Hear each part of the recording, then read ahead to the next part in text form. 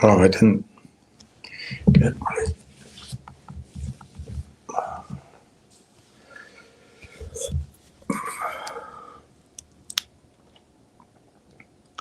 Just trying to set up.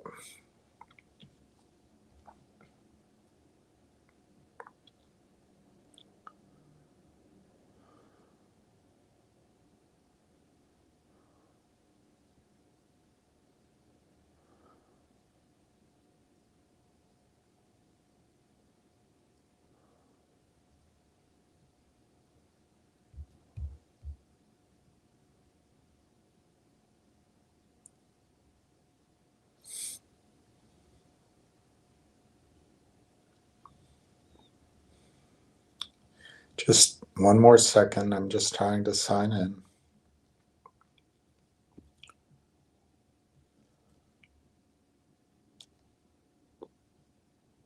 Sometimes it takes a while.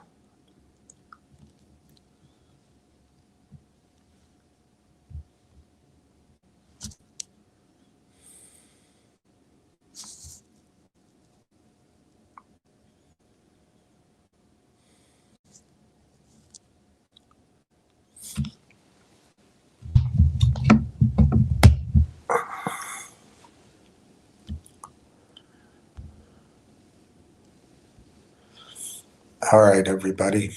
How are you guys? I don't think there'll be a lot of people watching, but you know, the market's going to close in 2 hours, so why not go live for that period of time? I'm, you know, been processing my conversation with the company, and I'm really excited about Railtown.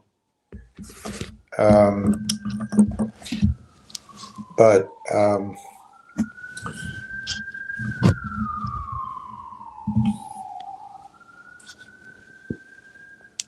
don't know how to say this, but I think you guys, I've chosen to focus on Railtown for this period of time. I've done my best effort with it. Because things have taken longer, which I've come to believe is that Rail Engine wasn't ready to go. That's what I believe now. I don't think it, yes, AIP took a long time, but I don't think that was necessarily the reason for sort of the delay in rolling out the story. Rail Engine might have been part of it. Although I think they had the components of Rail Engine, but I don't think they were ready to put it out on the shelf for sale. That's one thing. The other is TELUS. I don't think the TELUS deal has been fully discussed and released. Therefore, I'm not sure that AIP caused the delay. Other things did. But it is my opinion, and others don't share this. Others believe the market gives you a price that is a fair price. I don't agree with that. I think that the current Yahoo valuation of Railtown, and I mean, there's room for different opinions. Some people think the market is a great, clean mechanism for pricing junior companies, as they call them up in Canada. I don't, but everybody's welcome to their opinion. So Yahoo has a market cap of 40 million on Railtown. And there are those of you who believe that's the right price. Welcome to it. Welcome to it. Why don't you wait till research comes out and the story's told, and then you can buy the stock at that price? I don't know. But you know the story. And if you take presentations by Corey, which I've shown you, presentations by Dr. Tom Core, which I've shown you, announcements, which I've shown you, filings, which I've shown you, including the going concern clause that Tony the Tiger focused on. When I first recommended Railtown, he ridiculed me and said that I was being paid and that stock was going to go down. It has I just said it, it has a clause that says it's going to go out of business. Well, you can decide whose side Tony the Tiger is on. My opinion, Tony works for the shorts. The company talks with Tony. That's how the shorts know nothing is coming. The only way a short squeeze is going to happen, and I hope to hell it doesn't happen here, the only way it happens is if there's a surprise. And there's not going to be, as long as you're talking to a representative of the shorts. Am I correct in that analysis? Maybe not. But why did he come out and criticize me without doing any due diligence when I recommended Railtown? Because, well, I'll let you make up your own mind on that. And he could criticize the idea. Now, it turns out he's right. He said, don't buy it at 27 cents, 28 cents. And he's right. Here it is, December. You would have saved yourself a lot of pain not listening to me in June and July and September and October and November and just listening to him. You buy it right now. Remember, he focuses on the risks because he wants you to do two things. Sell it when you got a quick profit. Go over to AME or GMC, the stocks that he promotes. Or take a short profit, or probably just be relieved when you get done getting out after listening to me. That's my opinion. You may find him to be totally level-headed, but I believe he works for the shorts.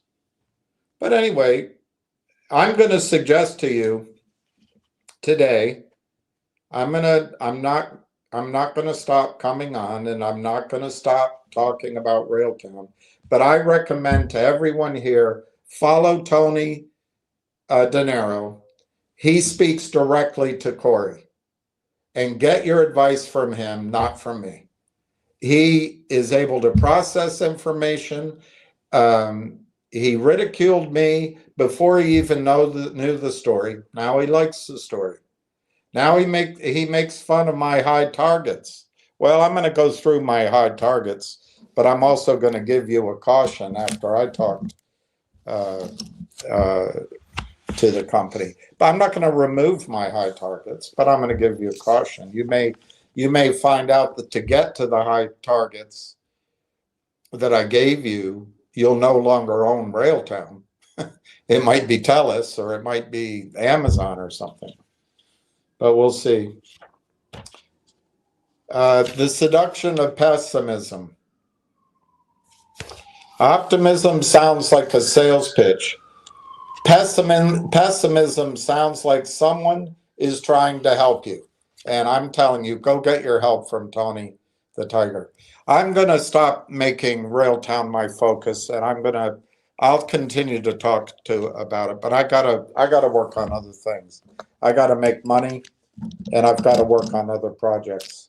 I think you should turn your full attention to Tony Dinero, and stop listening to me. Stop listening to me. Now let me go through his posts after he talked to Corey.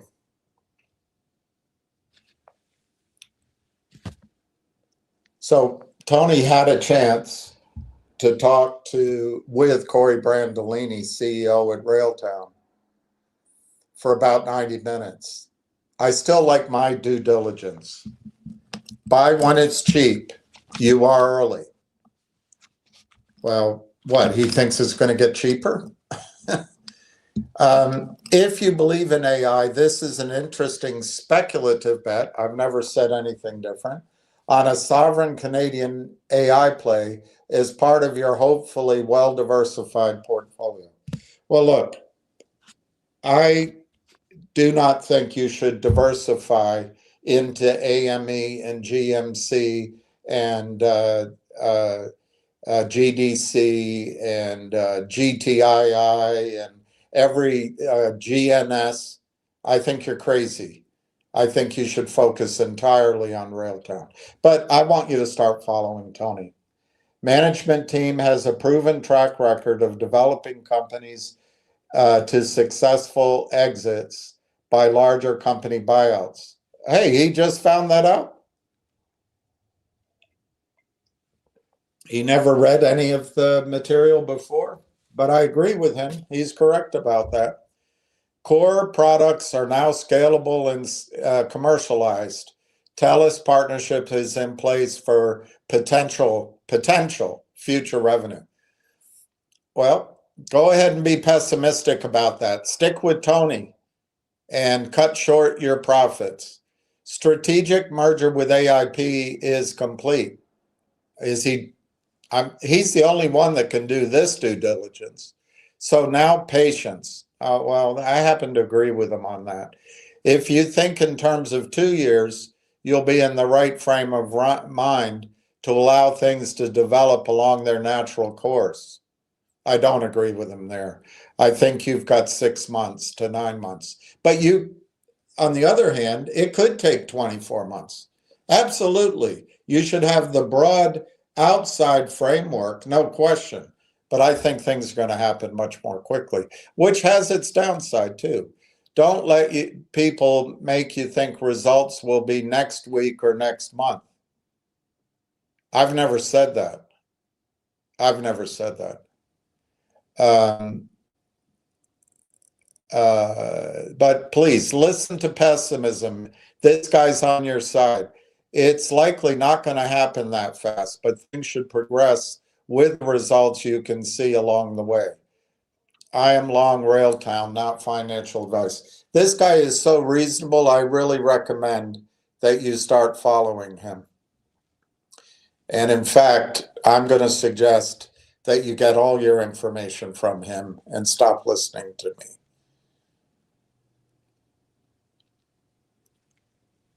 I'll give you one other guy you can follow who I think does do a great job on the story. And I'm not going to abandon the story, but I really want you to start following Tony. I'm not, personally, I'm embarrassed that I was proud to have an opportunity to talk to the company for 2 hours and they talked with Tony. I'm totally embarrassed. I think I'm alone in my own paranoia. If you're talking to Tony, you're talking directly to the people manipulating the stock price. That's my opinion. Well, fine. And Tony has the advantage of knowing the people that keep selling, keep selling, keep selling, keep selling, keep selling, keep selling. And then some of you out there say, well, the market is telling you something. I mean, if it's the story's so good, why isn't anybody buying it? It's where it should be. I mean, I'm mixing a lot of different conversations I have. Well, listen to Tony. He'll walk you up the story very carefully, and I'm sure he would not have recommended that you buy it in June. He didn't. I have the posts. I'm not sure he would have recommended you buy it in July, but he's long the stock now. And he spent 90 minutes with Corey. I spent 2 hours. I came away so upbeat, but he trusts his own due diligence and he wants to be negative, and it's not likely to happen. It's a 2-year time frame, and don't expect results next week. All right, let me show you some other things.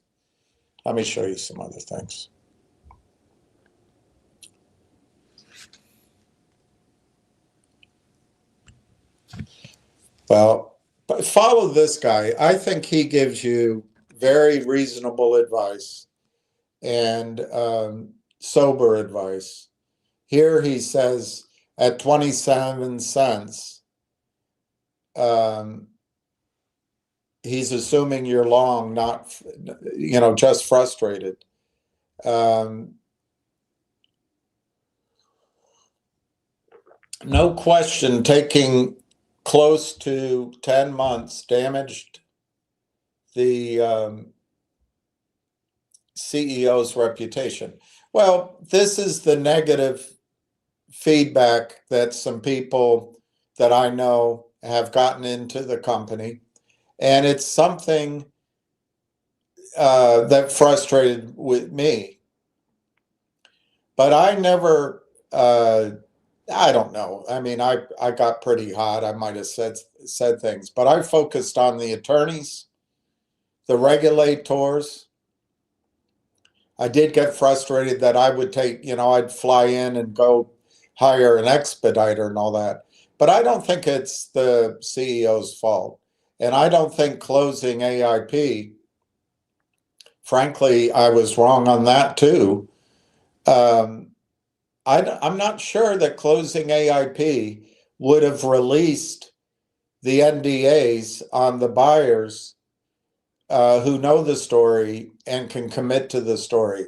I still think more information has to come out about TELUS, and I actually believe that the rail engine held things up, which is a good thing. It's a good thing. They have a great product in rail engine, but I'm not sure they were quite as ready to go out of the box as perhaps some people believed. All right, so given what we know about, and I'm not criticizing Patience Pays. I think he's right. A lot of people believe the CEO's reputation was damaged, but I don't agree with that particular part of it. It's been something that's been expressed to me with great forcefulness, that the buck stops with him, that if the company couldn't close that kind of transaction, how can it get anything done? I don't happen to agree with it, but I think Patience Plays is correct in stating that as an observation. Given what we now know about the TELUS play, I've concluded closing AIP on a reasonable timeline wouldn't change where we stand today with respect to current operations. I think that's a fair enough statement. Perhaps reputational hits cost the stock 20 or 30 cents in current value. I don't agree with that. I think it's the short sellers that drove the stock down. They are relentless. They've had 50,000 on the ask for 6 months. They work together, they collude, they walk the price down. The only risk is if there's a surprise. So they need somebody to talk to the company to make sure there's not a big contract or a big announcement coming out. That's my opinion. So they can keep shorting. The big question is whether the incompetency around closing the deal somehow means they're also incompetent on the AI side. I think that's a fair statement, but I think the incompetency on closing the deal is that a professor runs AIP Partners. I don't think it has anything to do with Corey. However, I think there's an argument to be made that Corey should have taken charge of that and just done it himself. But then that enters into another area that none of us know about, which is how much attention did he have to pay to making sure rail engine, conductor, and rail tracks are unboxed, ready to go without any glitches. I don't know. We don't know. But I think there are people that love Ronald Reagan. I'm not one of those, but they love Ronald Reagan because he could delegate. Oh, he was a great president. He let other people handle things. But when it comes to Corey, some of those people, I don't know if those same people liked Ronald Reagan or not. I'm just, they say, oh no, Corey should have done every minutia.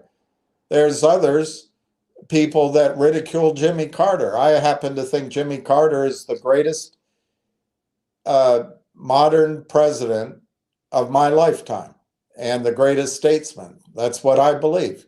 But people criticize him for getting into every little detail and getting involved in every little step. And they criticize Jimmy Carter for micromanagement. Well, I guess leadership has different styles, but I think one could argue, Corey says to Dr. Tom Core, CEO of AIP, hey, all right, we've agreed the deal. We've had third-party analysis. We've come to terms. I've raised my price a little bit. We've built in this complicated formula, and we're all for it over here. Now it's your job to get your shareholders to vote for it. I do not see where Corey really had a role in getting AIP's shareholders to fill out AIP's paperwork for the vote. I don't know. I could be wrong. It might just be different ideas of leadership. That's all. But I think AIP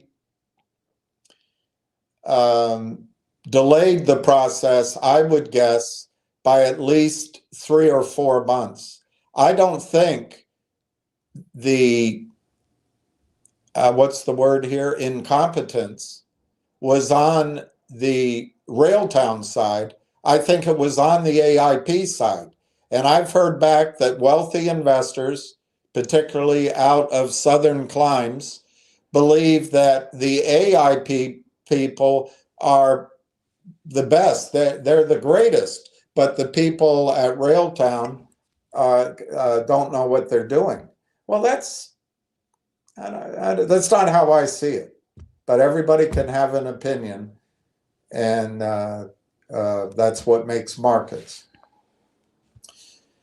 So the question here is, are they also incompetent on the AI side? And I don't believe they are at all. And in fact, I come away from my conversation with the CEO with a much different perspective than Tony Two-Stepping Tiger. I believe that I will rely very heavily on the information I get from Railtown, and I don't consider my so-called due diligence better than the information I'm going to get from a CEO who's been writing software before Tony the Tiger got out of diapers.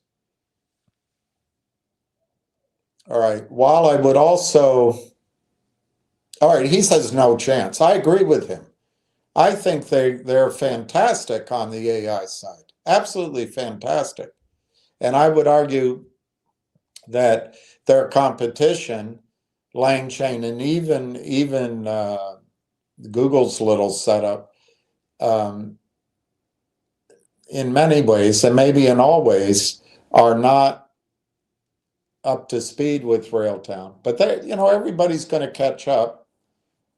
But there's a couple of really strong advantages Railtown has over any of the competition.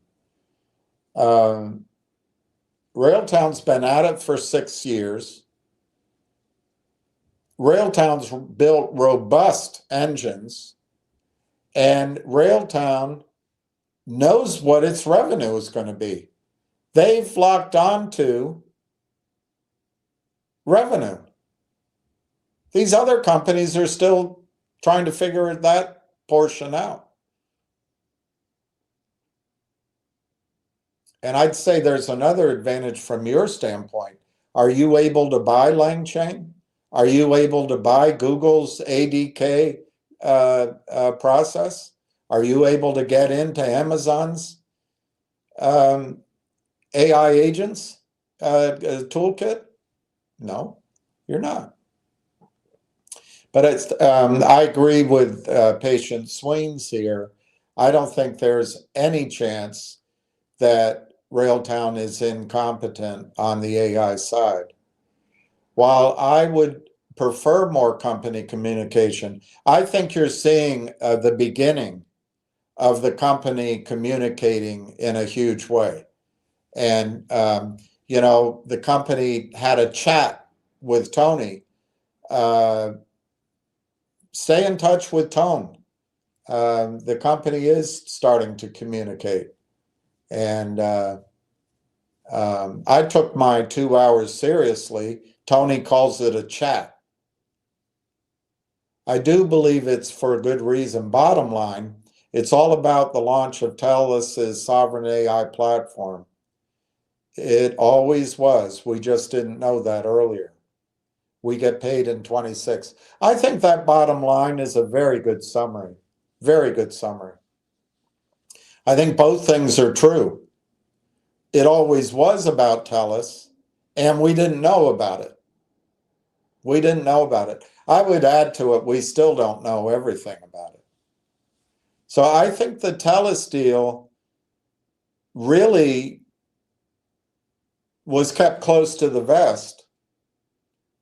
And it really is the delay in material information being released and in the buying that I think is going to come. I follow Patient's pace. I think he'll guide you very well. Both Patient's pays, who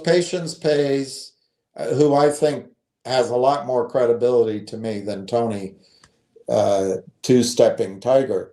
But both of them are extremely conservative, and they both have a lot more faith in the markets than I do. Patience Place has many years of experience. So I think he knows what he's talking about. I guess I'm trying to tell you I was wrong on my call on Railtown. I didn't have the advantages Tony has. That's my opinion, of course, of knowing that these guys are going to keep the cell computers on and do their cell programs downward for 6 months. Tony had more direct access to the company than I did, almost from the start. But I would say now I got the full red carpet treatment like he did. I just see it differently. I think the information that was shared with me sets up a remarkable investment for investors. And my interpretation is different. I have more optimism than Tony does. Remember, being pessimistic sounds like you've got a friend. Being optimistic sounds like you're talking to the guy at the end of the bar that used to date the homecoming queen.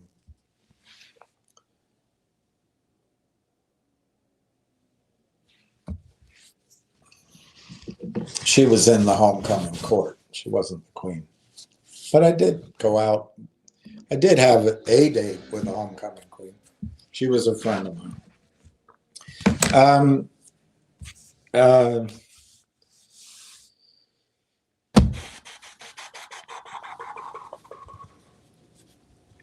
let's keep going down the information you can get from Tony to Tone.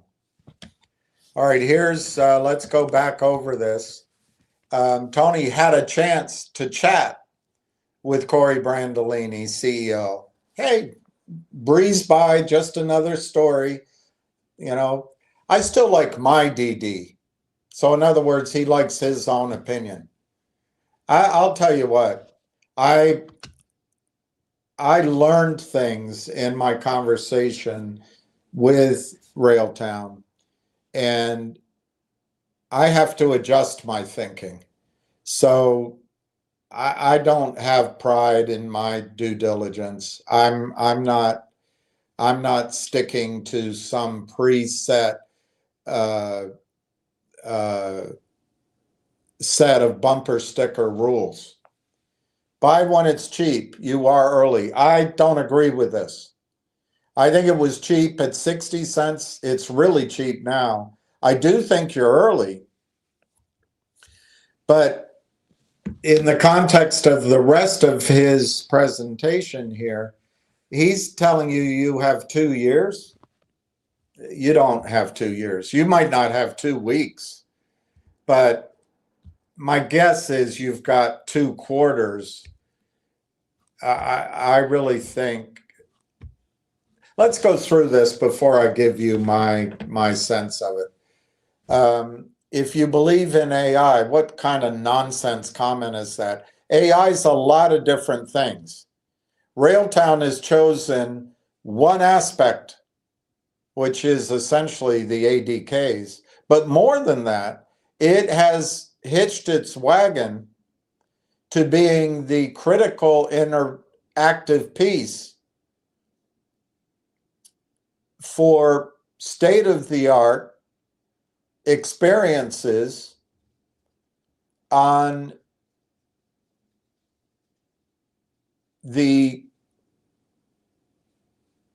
best-in-class data centers. And by the way, all data centers are going to have to upgrade. So this is a nonsense comment, in my opinion. Bet on sovereign AI. Yes, I think sovereign AI is a key component here.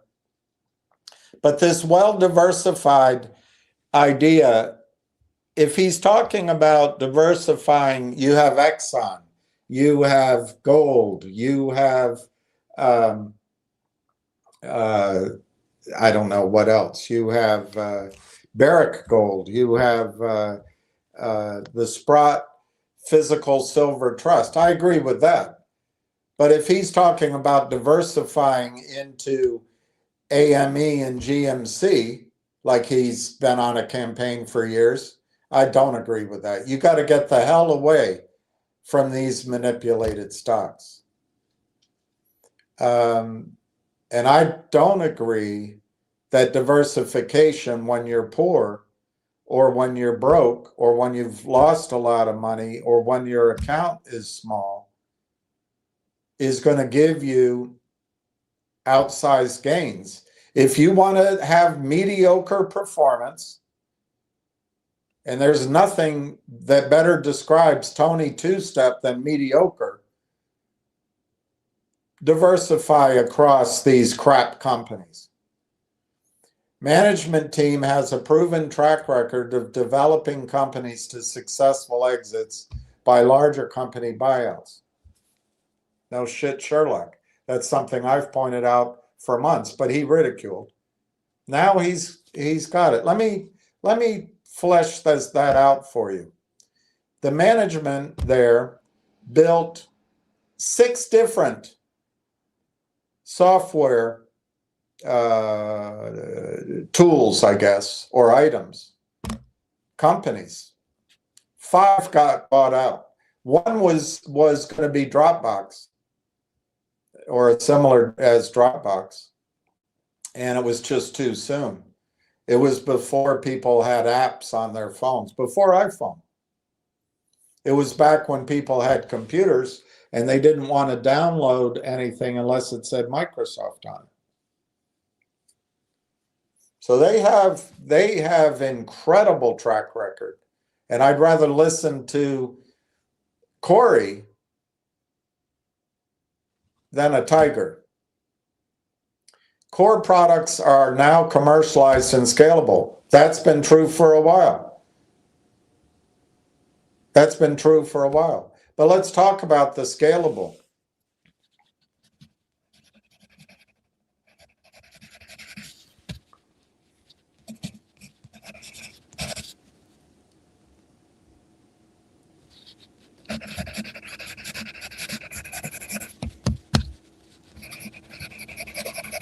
I'll do it after this. TELUS partnership in place for potential future revenue. Guys, if you listen to this, you're going to miss the trade. It's not even a trade. You're going to miss one of the most exciting investments of your lifetime. Potential future revenue.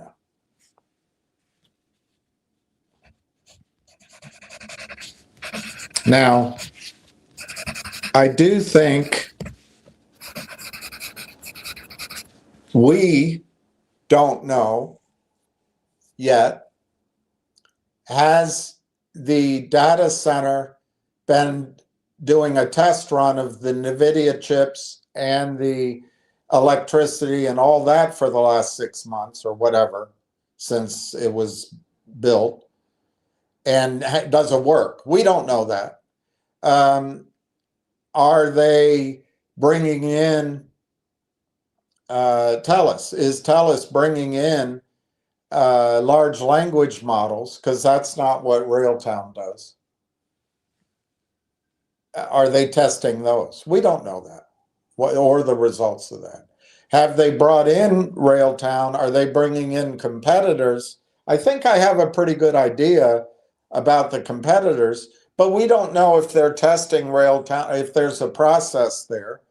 So technically, if he's bringing up that there's some execution risk, that might be a fair point. But this idea that it's potential future revenue, like it's like a pshaw, guys, you're going to miss the scope here if you go through this analysis. This is boilerplate crap. But I'm sure his intentions are good. Strategic merger with AIP is complete. Well, he's giving you his due diligence on that. I don't. Okay, fine. You see, he can be your source of information. He does such a good job, and it's so complete. So now patience. All right. So just be patient. This is a day trader.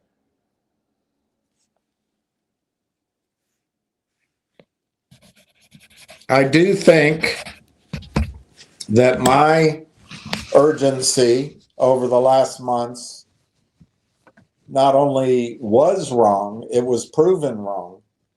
And I think we have to adjust our time frame and our anticipation. This is something I've been talking about now for, I don't know, 2 weeks, 3 weeks. I've always said, as you get new information, you've always got to adjust your course. So he says, if you think of 2 years, you'll be in the right frame of mind to allow things to develop. Well, I do think the best thing to get rid of anxiety is to have a longer view. I think 2 years, I guess it depends on what he's suggesting. You should establish your position now and then plan on waiting 2 years. Fair enough. I mean, go ahead and do that. But if you wait to establish your position, you're going to miss out. By the way, I don't think it's going to, my interpretation of what I heard, I don't think there's anything near to 2 years for Railtown to be an independent company. I could be wrong. But Tony, you remember, Tony is your source, so just follow him. Don't let people make you think results must be next week or next month. I've never spoken in terms of that, results or news being a mover. What I have spoken in terms of, and of course, news, we're all interested in news. We're all interested in the update on this or that. We're all interested on what are the revenue estimates or research. But that's not what he's talking about. I haven't talked about results, or it hasn't been my intention. It's likely not going to happen that fast, but things should progress with results you can see along the way. Disclosure, I'm long Railtown, not financial advice. All right. So you, I think, should listen to that advice. That's not financial advice. This came out, I don't see the date. For the last 6 months, I've had to listen to dipshits telling me daily I was wrong. I guess I'm the dipshit. Or working for the shorts. I do believe he's associated with the shorts. For simple, using common sense. That's why I'm recommending you go to Tony, because he uses common sense. Reading the filings. I recommend you go to Tony because he reads the filings. I don't. Watching the chart and making some reasonable assumptions. That's why I think you should switch your following to Tony, and saying, wait for a good entry point on Railtown. This, my friends, is why I think he works for the shorts. There's no way that the chart was telling you that the stock would be 26, 27 cents. The breakdown, sure, but that's the trading mentality. I don't want you in the trading mentality. Railtown is one meaningful update or research piece, or more importantly, buyer from the stock jumping to $1.52, $2. And if you're day trading it or you're following a chart, you're going to miss that and you'll never get back in. But he's reasonable, follow him. Normal YouTube hype from saying a 68-cent no revenue stock was going to 55. That, by the way, that misquotes me. That misquotes me. But it is my target. 55 by May 5th was what I said. But there were a number of things that had to come in before that. Let's talk about the 55 target. And let's talk about no revenue. Tony is saying you should wait for revenue. Well, then you buy the stock at $8. I really recommend you follow Tony. He's on your side. He's looking out for you. He speaks with the company. He speaks with Corey. He had a chat, a glib chat with Corey. I think you should go with his analysis. Called me stupid or saying be careful.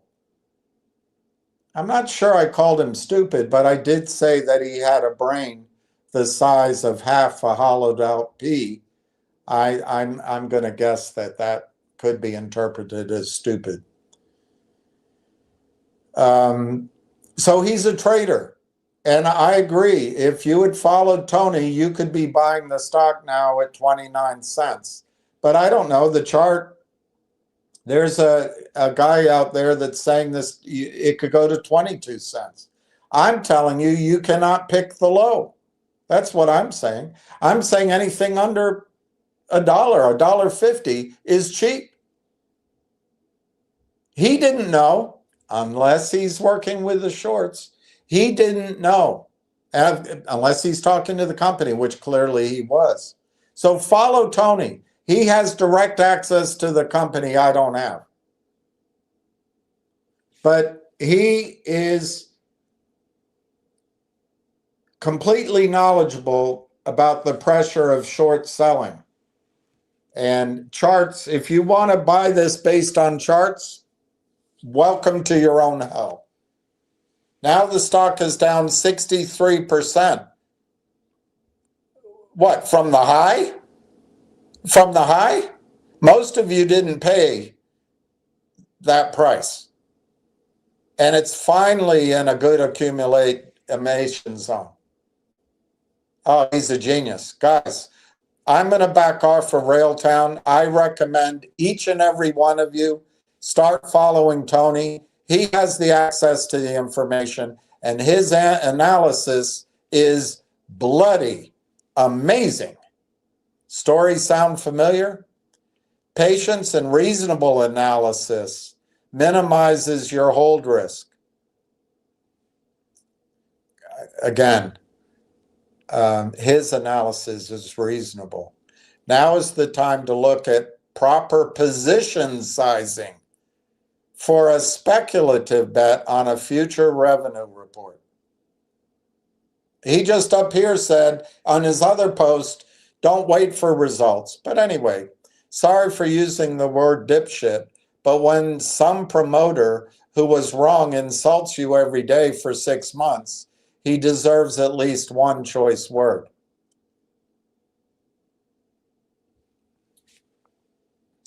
Fair enough. He can call me a dipshit.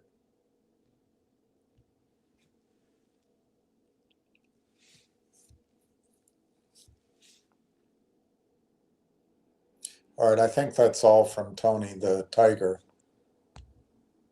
I think that's all from Tony the Tiger. And here might be one more. Oh, the chance to chat. We already went through that. All right, let's go to your comments.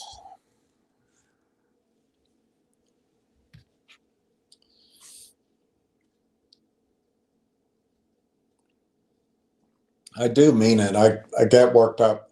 I recommend now that you follow the story with Tony De Niro. And there's a couple other people on Twitter. Rebecca Kurzweil, I think, has good access to the principles. And she also works with other companies, so she's got a good sense of the markets in Canada.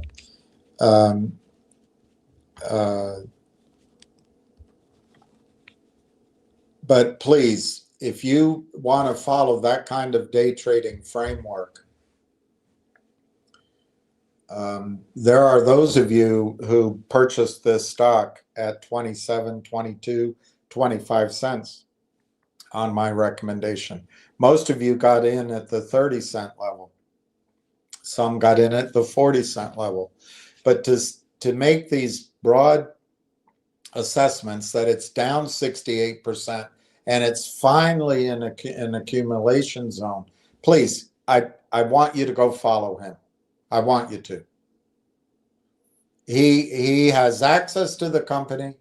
He gets the information, and he has a reasonable analysis of it. I will manage my own small position. You guys go follow him. The company doesn't even understand the risk of the American markets. And if you think Tony's been giving you good advice on AME and GMC all these years, stay with him. Anyway, let's leave that aside. Let's leave that aside. I will address some of his points. I want to get to the positives of the stock. This is how many shares we have now, 16,884,000. I'm going to give the list I have to Tony if he wants it. Please, he's in charge now, not me. He's in charge. I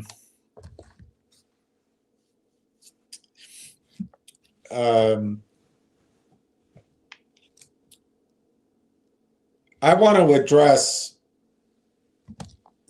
my high price targets. I want to address that because Tony, apparently charts tell you everything. And there's other people out there that believe this price is where the stock should be. I don't agree with that. I do not agree with that. We've had enough information. There's enough research out. And there's interviews out, which I've shared with you. This stock should be 60, 70, 80 cents today.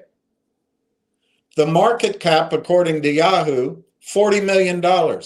40 million US. This is a better company than Langchain. Of course, Langchain, I think once you get in the private channel, they come up with an evaluation and they can kind of find the investors because everybody's in on it. Everybody, all the funds that come in, the original bankers, the funds come in, the founders, they're all in on the daisy chain to get the price to go up. And, so one guy told me today, and he's right, the Langchain valuation could be out of whack. But the problem is it's never going to be challenged. And the next round, the Series C round, will be at a higher valuation. Unless the market falls apart, which is always possible.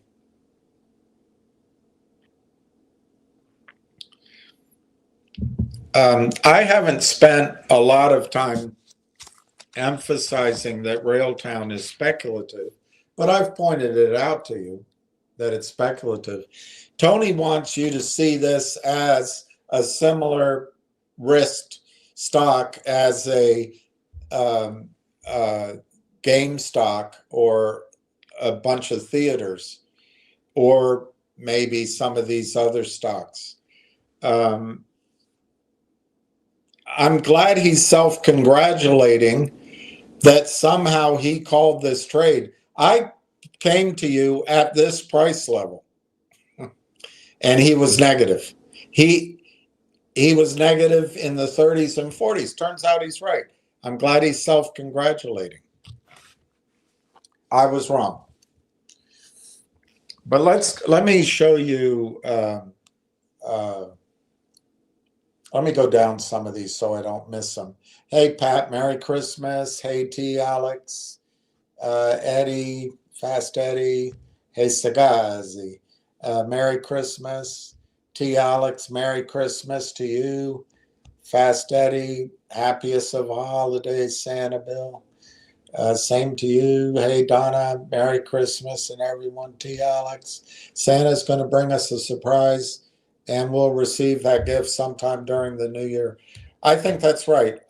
Let's talk about that since you just brought that up.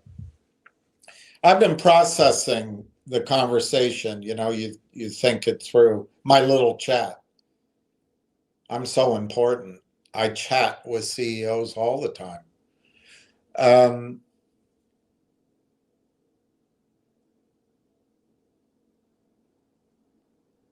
I think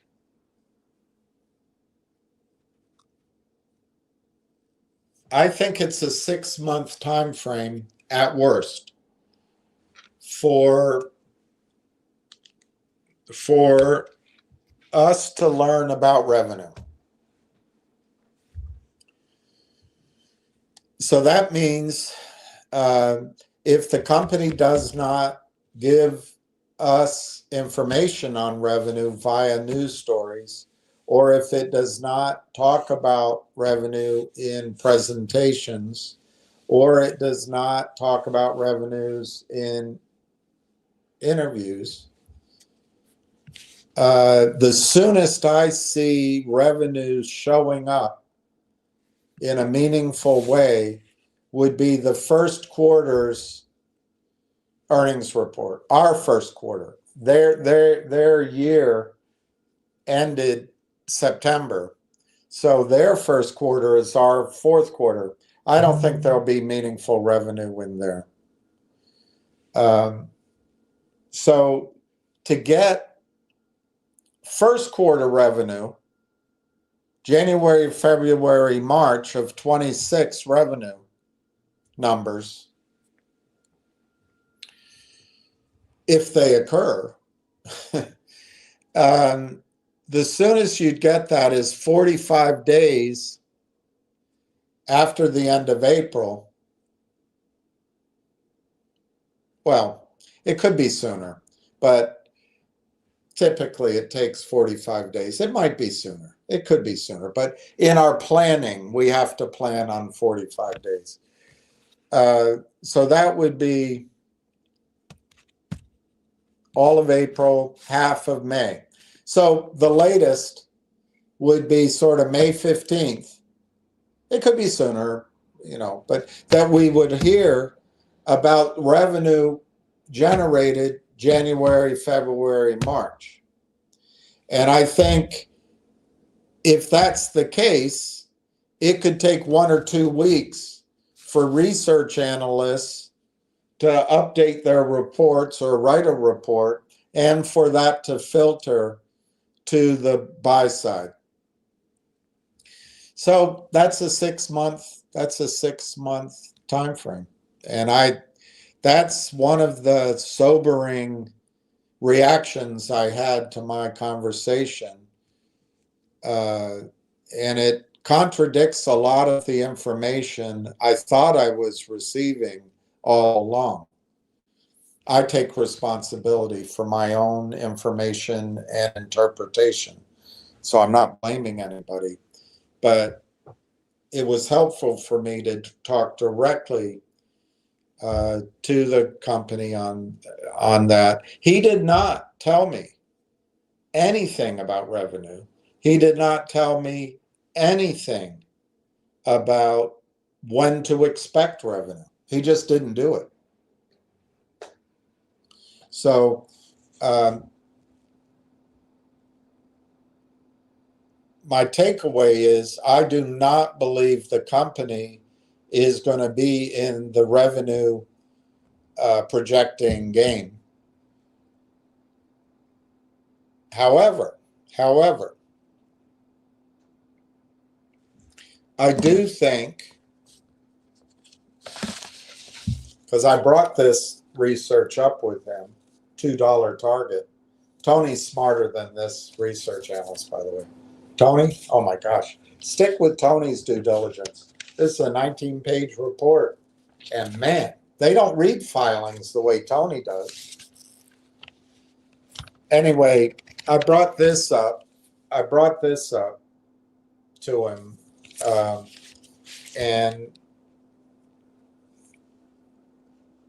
I don't think it's any secret, if you've been listening to me, that I believe this is going to be the first research out of the box.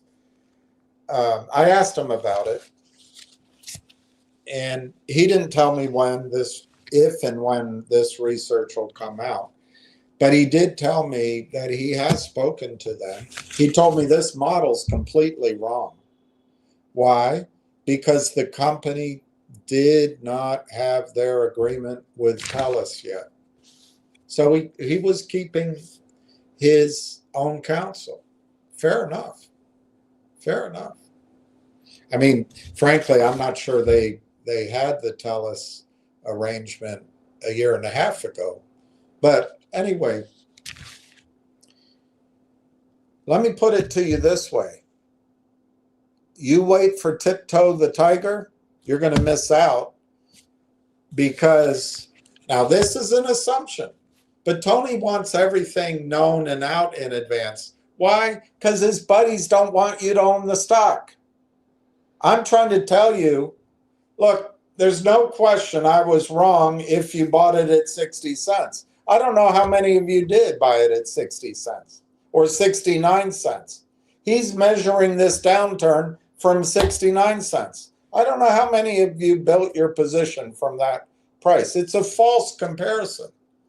But I would say the average of what you all paid is probably 35, 40 cents. So, you know, you're down a third, at least, maybe more. That's my fault. And Tony would have saved you from that. So please go follow Tony. He'll guide you. And diversify. You should own some GMC and AME and some, probably some, what's the next one? MTEN. Come on, guys. Do you still want to be in this sewer? I want to get you out of it. If you don't want to get out of it, go listen and continue to believe that the stock price is telling you all you want to know. Continue to believe that. But that's not your way out of this hell. It's just not. I meant to take a picture. Maybe I did. I'll show that to you in a second. But anyway, on the research, I don't think it's out of line to say that this company is talking to Railtown about updating their report. I don't think that is a big secret. They're in the business of this. I also don't think it's a big secret to connect a dot or two. The next research report that they write is going to tell you their interpretation of the TELUS revenue model. Now, Tony tells you TELUS has potential future revenue. So you go tiptoeing through the tulips. These guys, they're going to say speculative. They're going to have at the back, it's going to say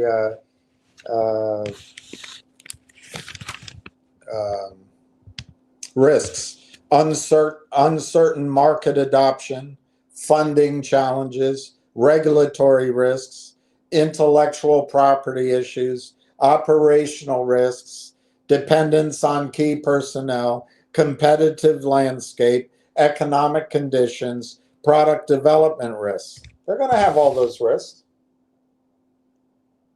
Tony's not onto some secret well of integrity. Remember,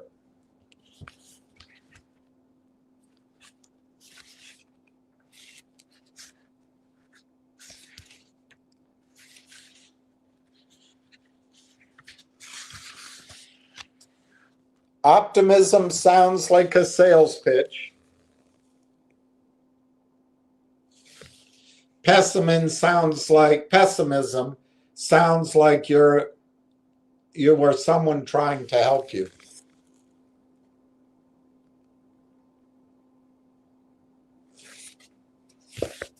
Go where the help is, please. Go get your help from the wonderful advice. But I'll tell you what, this research report isn't going to come out in 2 years. This research report isn't going to come out in 6 months. This research report isn't going to come out in 2 months. This research report may not come out in 2 weeks. But I'll tell you what it's going to be full of. It's going to be chock full of telling you what the TELUS revenue model is. And I don't think it's going to say, I'll stick to my own DD. I just read it to you. TELUS is a source of potential future revenue. Now, ladies and gentlemen, when this company comes out with research on the TELUS transaction, it's going to come out and it's going to blow you away. Now, it may not, and I want to talk to you about what I think the potential of this revenue model is. I have to make certain assumptions because I don't know. This analyst is going to have access to data I don't have access to. But I just talked to the CEO. I can make my own opinions. Tony talked to the CEO, and Tony likes his own due diligence. Be patient. Finally, the stock is cheap.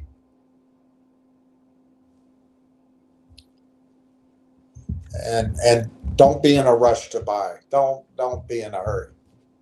Guys, there's a group of people who have their computers got them in trouble when the company announced an MOU, when the company announced they're going to come to an LOI, when the company announced they're going to do an acquisition. The computers started selling. There's a large position there they have to work out of.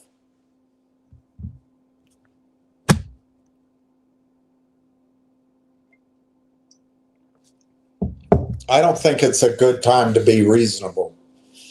But I do concede I've been completely wrong for a year. I concede that. If you bought the stock to trade, if you haven't sold your stock, your account is down. And you missed out on a cheaper entry point, maybe, who knows? If your money were in cash, you might have listened to Tony's other ideas. If he has any. This wasn't his idea, frankly. He came to this idea by ridiculing me and my idea.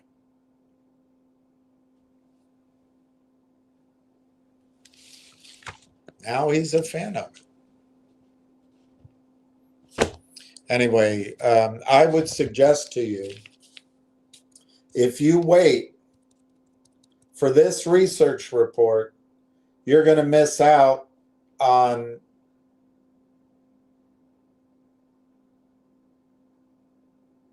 it depends when this comes out.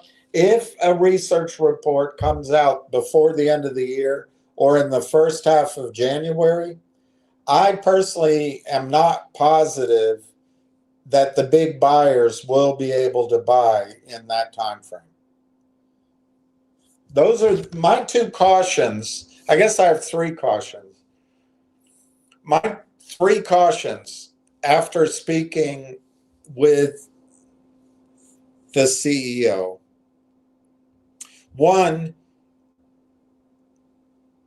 to be safe, I think you have to plan on that it's possible that the first time we'll hear definitively about revenues is 6 months from now.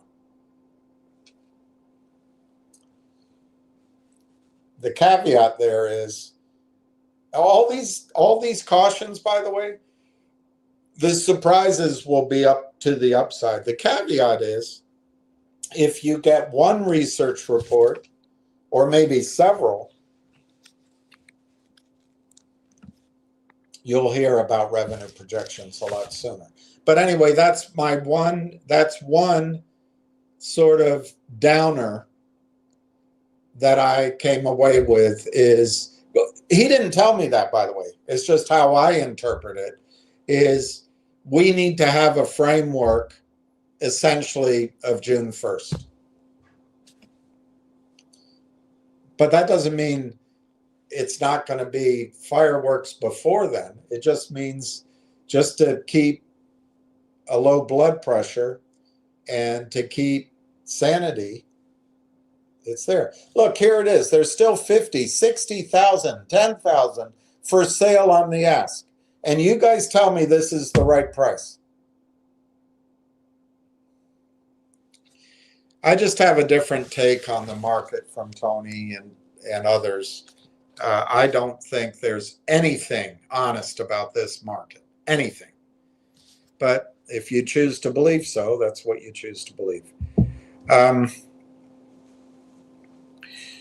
The second thing is a cautionary item is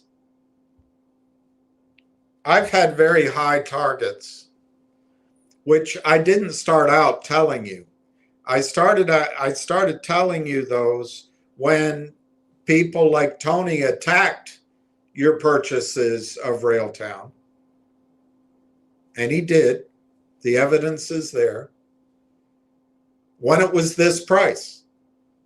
He was negative on the stock when it was 28 cents, 30 cents, 32 cents. Now he's telling you it's come into a buying range. What changed?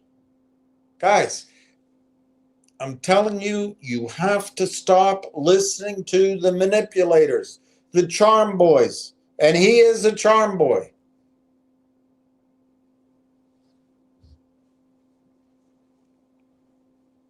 Look, how does he get paid? Is he a professor of economics? Who's paying him? I'm not getting paid, as you know.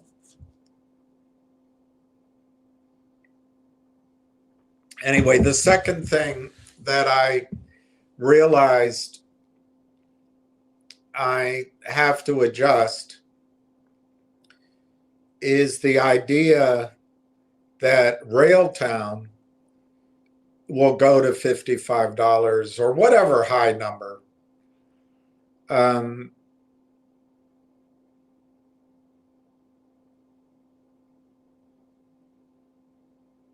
I still think it can go there or higher,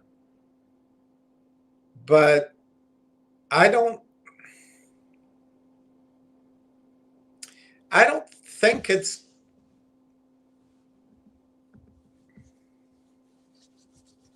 I think the company's going to be bought out prior to that. That's what I think. And so that brings in my third point, which is tied to it. I get the impression the company would sell itself for a low price. I don't think the company has any say-so over that if there's a bidding war.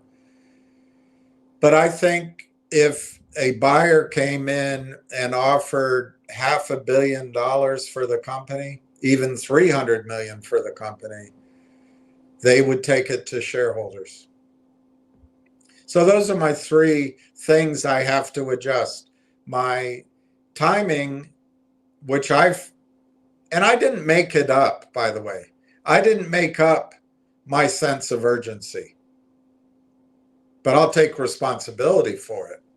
But I think my urgency of every day, almost every week, was wrong. Now I think we have to plan on, for sanity purposes, for our mental time frame to be at least June 1. 6 months, 9 months. I've always said that. 6 months, 9 months, 18 months, even 24 months. However, I think the idea of patience in buying is crazy. If you want to own the stock, today, Friday, Monday, and Tuesday are probably your last chance to buy it under 30 cents.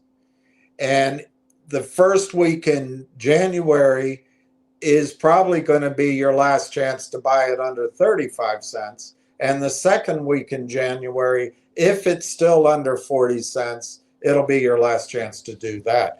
And so if you're going to be patient and buy this stock slowly, go follow Tony.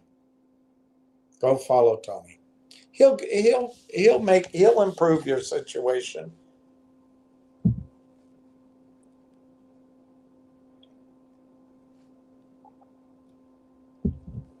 But I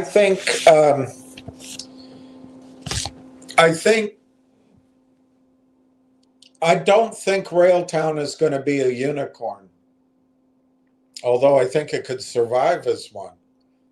I think it could be a huge unicorn.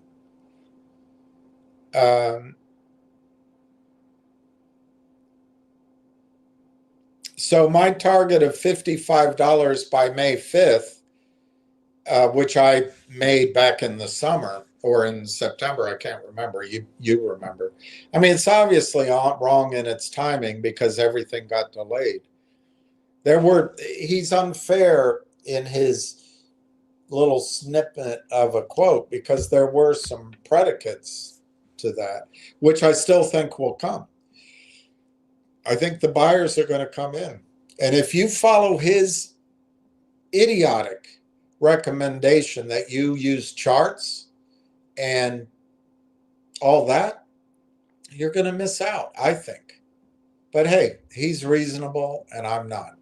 You still have 52,500, now 60,000, 50,000, all for sale on the ask. And you tell me this is a reasonable stock price?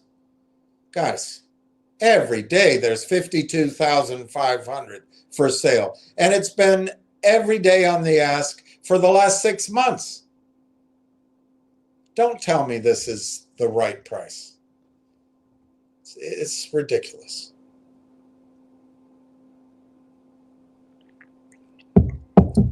Of course, if you tell me it's the environment we're in, well, then that's probably true.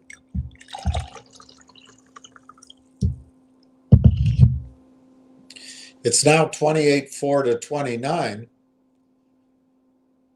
And it's showing what I've contended to you.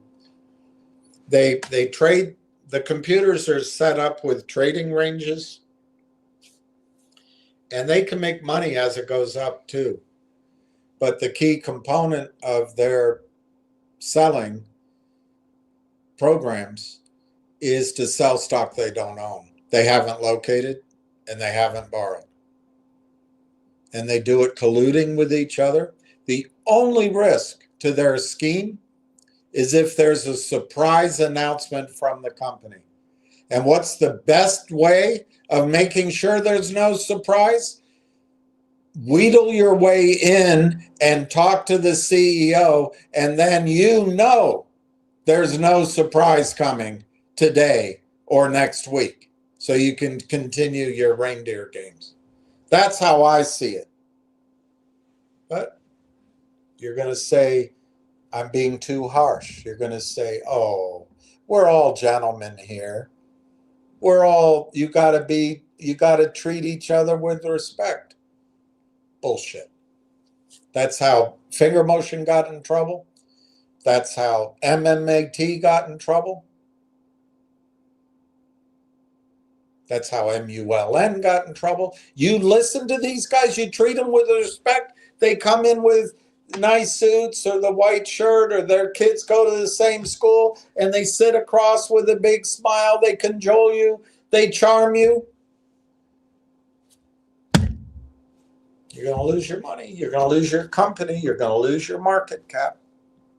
But everybody, I don't care who it is, everybody trusts these people. Every single one of you. I just think you got to stop doing it. Of course they can predict the stock's going to go down. They're in with it with these guys. They know the system. They have inside information you don't have. But you see it over and over again. Your one way is, you know what? I'm not getting involved in those stocks anymore. Unless I do it with some throwaway money. Or if you're already rich, hell, if you're already rich, spread it out. Bill Miko was correct in his price call on Railtown. But he got out, I don't remember, 38 cents, maybe 42 cents. To buy GDC at 7.5. Well, neither story's over with yet, of course, but he was correct to sell half his position at 42 cents. And he bought GDC at 7.5 or something like that. I'm doing it. And GDC's 520. So it's probably, it's probably a similar situation. In a percentage I can't do it in my head. But they're both down about, actually Railtown's probably down more than GDC in that time frame. But we'll see what happens after the end of the year. Fingers down 3 cents at 139.77. GDC's flat at 520. MTEN is down 0.0374 at 64 cents.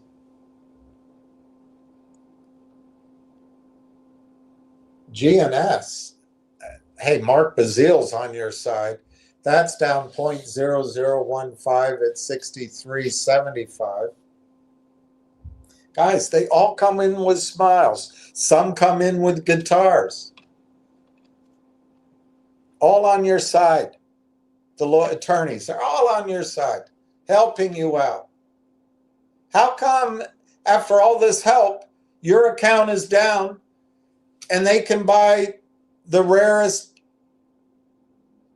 rock and roll guitars at auction? How come? Because you listen to people like Tony, the tiptoeing tiger. Please, please. I'm going to, at the end of the year, I'm going to move to talking about other things. I got to make money in other ways. Please follow Tony. Follow, I think one guy you can follow is Patience Pays. I think he can give you very good advice on Railtown. Follow Rebecca Kurzweil. But by that time, you're going to have research out there. You can follow your own research. And Tony's going to tell you, hey, that's a win for retail. If it goes to $5, $3, $15. He made fun of me for calling it to $15.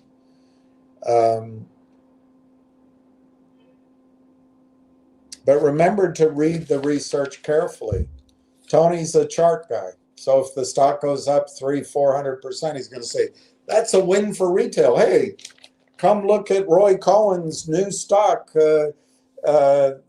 GMC. Whatever the hell.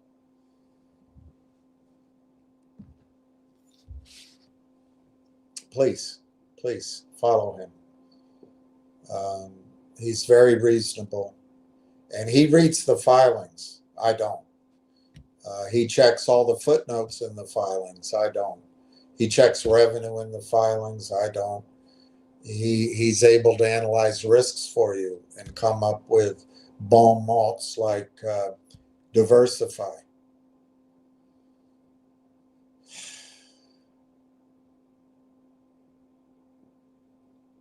You got to be so careful. Well, I don't want the stock to squeeze anyway, so it's good that there's a pressure valve. He can get information from the company. And if I'm right, I may be wrong. They know they can continue to manipulate the price. But I'm not interested in the short side of this story. I just want to get out of these markets. And I want to deal with people who recognize that board members, attorneys, so-called financiers, these kind of people that come in on your side, they're all bought and paid for in the same rip-off scheme. And if I'm wrong on one, I'm not wrong on the majority of them. I'm not wrong on the majority of them. Mark Bazil's gonna make sure you make money in GNS. Yeah, good luck. Good luck.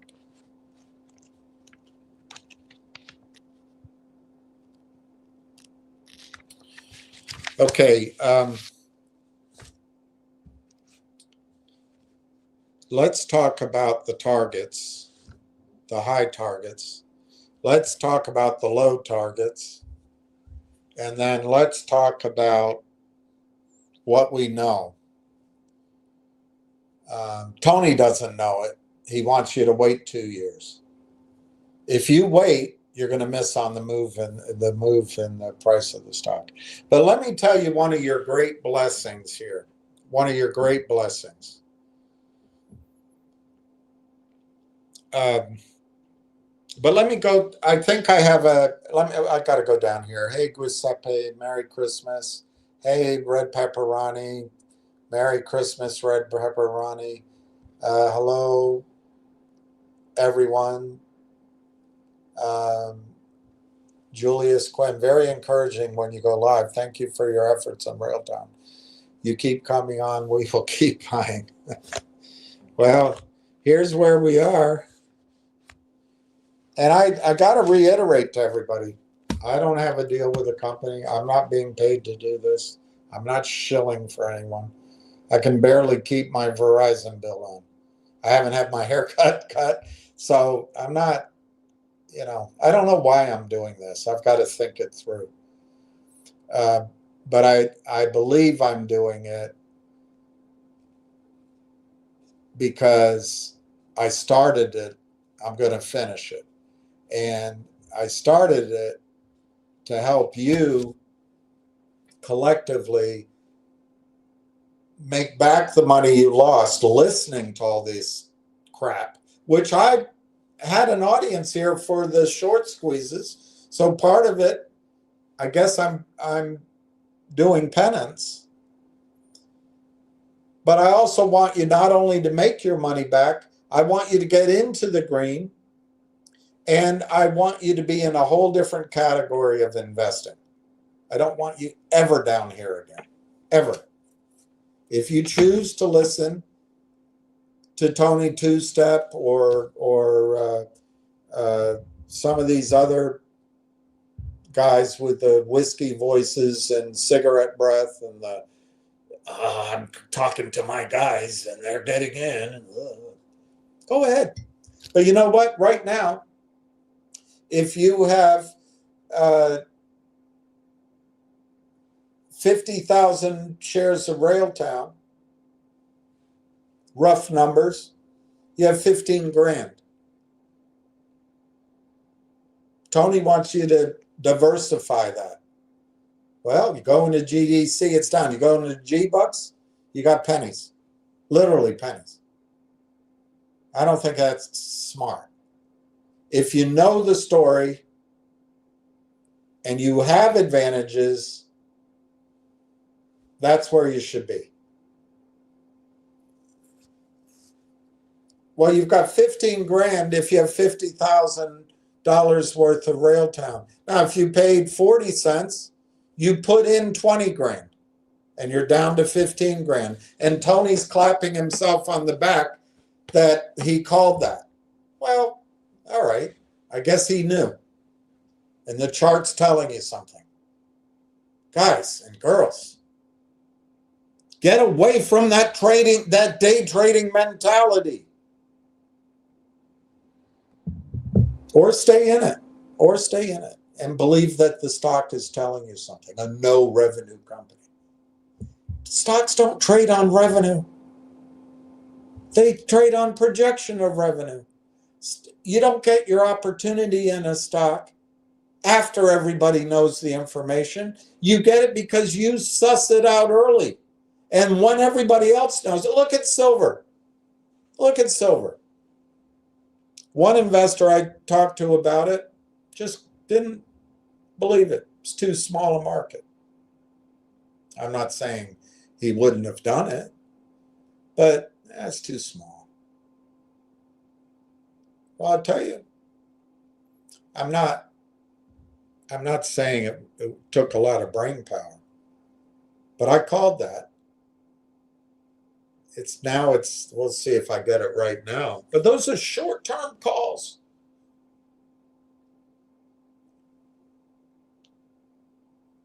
Sometimes they're right, sometimes they're wrong.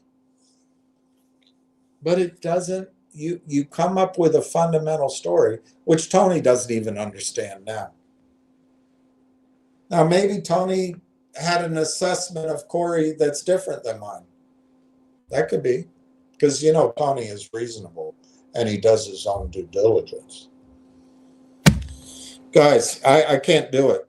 I can't fight that. If you're going to listen to all that, I can't help you. I just can't help you. And I'm not in the mood for it. I'm getting away from this sewer that we're in. And unfortunately, my timing was wrong on Railtown. But the story's not over. I think the story is just better. But how is there still 38,000 for sale at the ask?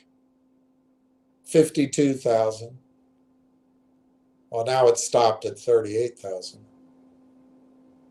Every single day. No one's selling. No one's selling. What, these computer programs are coming up with the correct price for Railtown? It's just program selling. There's no buying. And it's the correct price.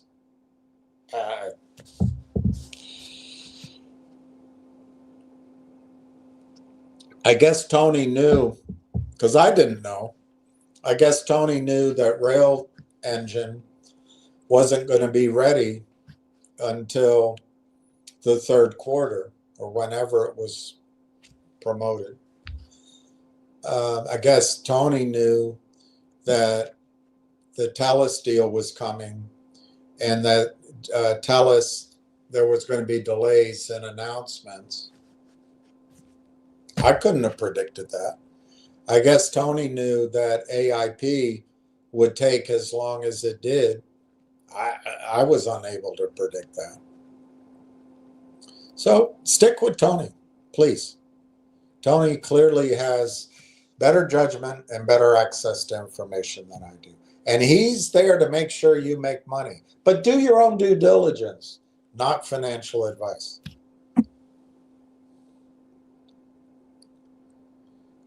Chuck Donnell, GTI wrong, all hams pick wrong, ZJYL wrong, RSLD wrong, all ham is.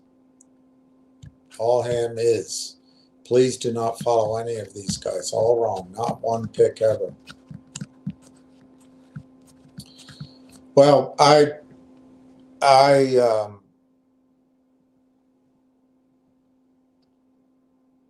you know, if you're going to judge being right or wrong on a 6-month performance or even 1 year's performance in a space that is brand new and is speculative, and there are a lot of moving parts, well, then I was wrong in Railtown. But I have not, Chuck, I have not recommended any of these stocks or even affiliated myself in some way with any of these stocks for 2 or 3 years. Finger, I did interviews, but my advice on Finger contradicted the narrative, and I think that's why what happens has happened. But I happen to agree with you, Chuck. These stocks, guys that used to have jobs on trading desks, that was a great business. They would stand there and they learned, they were trained, but orders would come in. The way it used to happen on Wall Street that I understood, I was on the retail side of the divide on Wall Street. There was institutional and there was retail, although I had quite a few institutional accounts, and I learned a lot of the institutional side, but my experience was primarily retail. But like I say, I had quite a bit. You know, back then I was a top producer and all that crap. But you know, nowadays everybody does so much more business. But anyway, my point is, though, that institutional brokers would have morning calls. They'd get the research first, usually. They'd get in early. Retail, we'd get it next. And the activity was incredible. That was back when there was Green Mail and Michael Milliken and all that stuff. And rumors would come out and stocks would move. Charts worked because people would study stories, study companies. Nobody studies anything anymore. Tony doesn't study Railtown before he comes out and trashes it. Now he gets to have a chat. But no one does it. It's all by computer. It's all charts. People think they have this great secret, but the trading's all done by computer. Right now in Railtown, there's no research out there in Railtown. None. There's no institutional buying in Railtown right now. There's no retail buying driven by research right now. There's no campaign out of a brokerage firm where, I don't know, 10, 20 brokers decide to build a position. There's no ETF that's buying Railtown. There's no mutual fund buying Railtown right now. How can you say this is the correct price? You can't. I don't think you can. But Tony will tell you, you follow the chart. Follow the chart. If you follow charts on this, you're going to be sitting by the side of the road sucking your thumb. Tony will take credit when it goes up. Don't get it wrong. He'll call it as he's just taken credit from the high of the year back down here. Remember, I started telling you to buy it when it was this price. Not everybody got in there at that price. I didn't.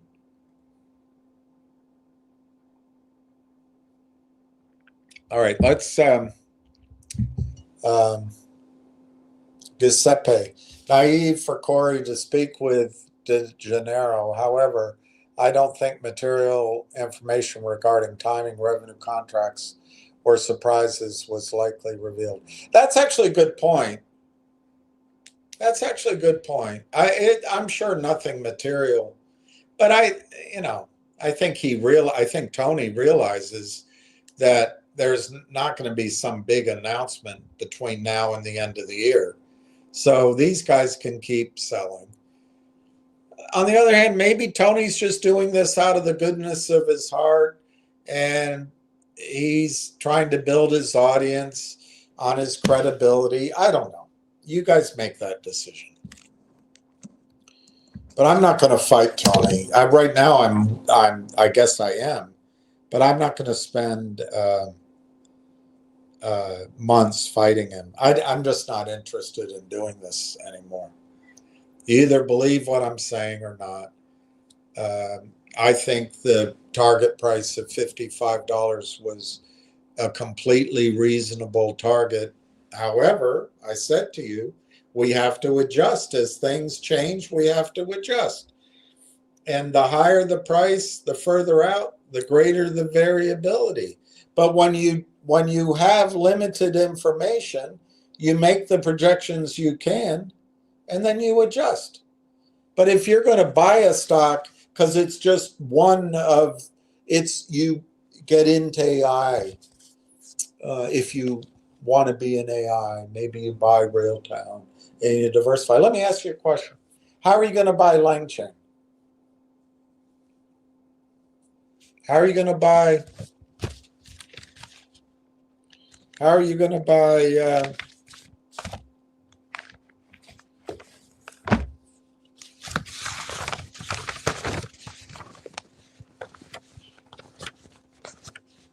I'm looking through the presentation to find the list of companies that they had in one of the charts. How are you going to buy GitHub?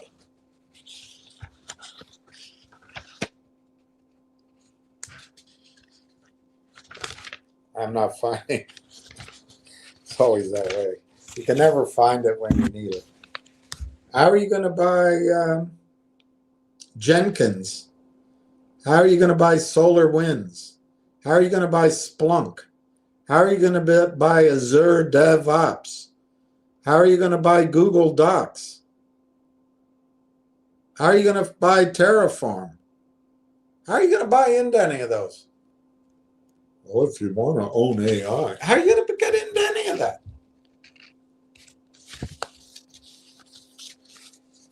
I think you have to take your chance in AI on Railtown. But, maybe you know another story. Maybe Tony has another story for you. Don't even say his name. Good advice. Hey, Snoopy. Merry Christmas. Hey, Ward, good morning. TELUS investing $70 billion in Canada over the next 5 years. All right. This, I think, gets to where our conversation should be.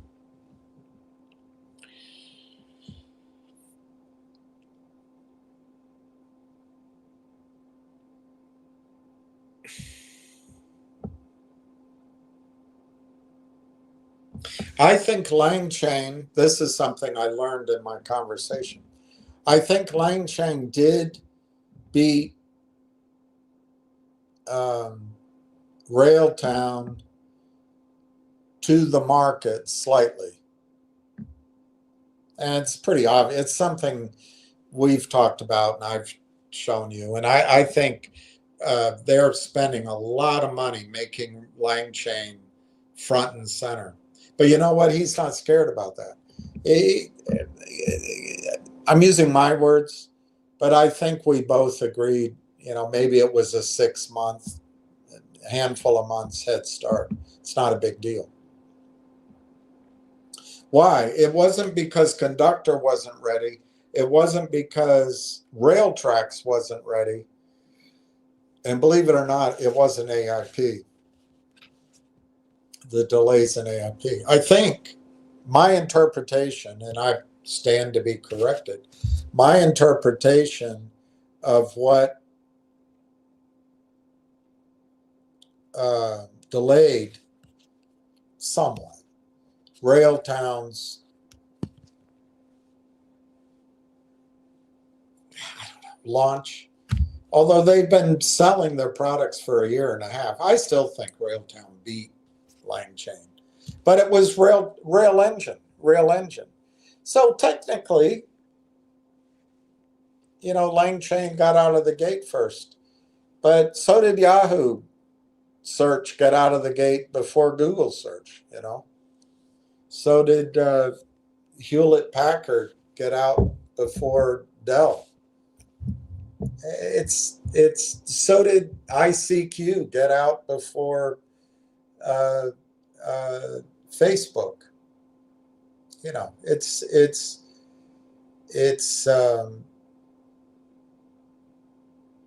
It would have been nice to know that Railtown came out first and everybody's talking about Railtown right now. But I think you're going to be glad that Railtown has Rail Engine, Conductor, and Railtracks on top of data centers, on top of large language models, to allow AI companies and then the end users to take full use of the capacity of NVIDIA chips, in the case of the TELUS data center, of cheaper compute power. You're going to be glad they have that full set, because they are. I mean, people are saying that LangChain is the gold standard. Well, I saw that in the press.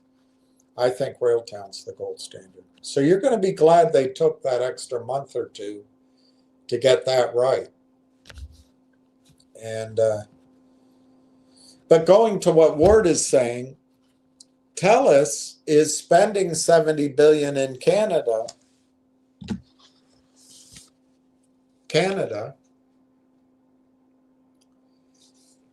to claim the sovereign AI space in Canada. There's Rogers Communications, there's Microsoft, and there's one other I can't remember. And then there's a bunch of smaller ones. But I think TELUS,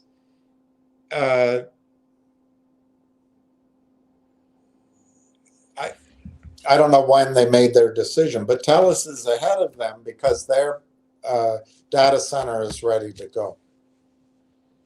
We know that. So TELUS is trying to become the data center of choice for these agentic agents. That's the top user, people that create the agentic agents and then use them. And TELUS's data center is NVIDIA chips, it's cheaper power, it's state-of-the-art. The next level is the large language models, and there's Google does that, a couple of other companies. I have it written down.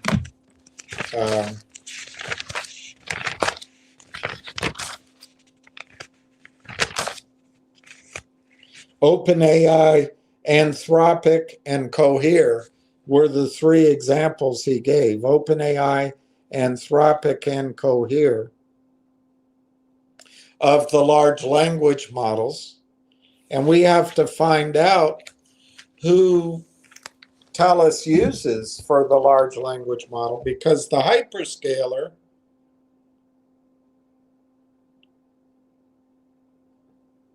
needs the large language model to get all that data.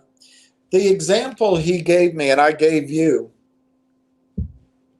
is Paul Newman. But why don't we pick a different one? Why don't we pick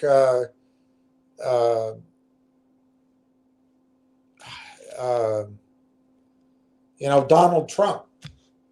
Well, your mind is going to start. There's a bunch of information in the computers in your memory about Donald Trump.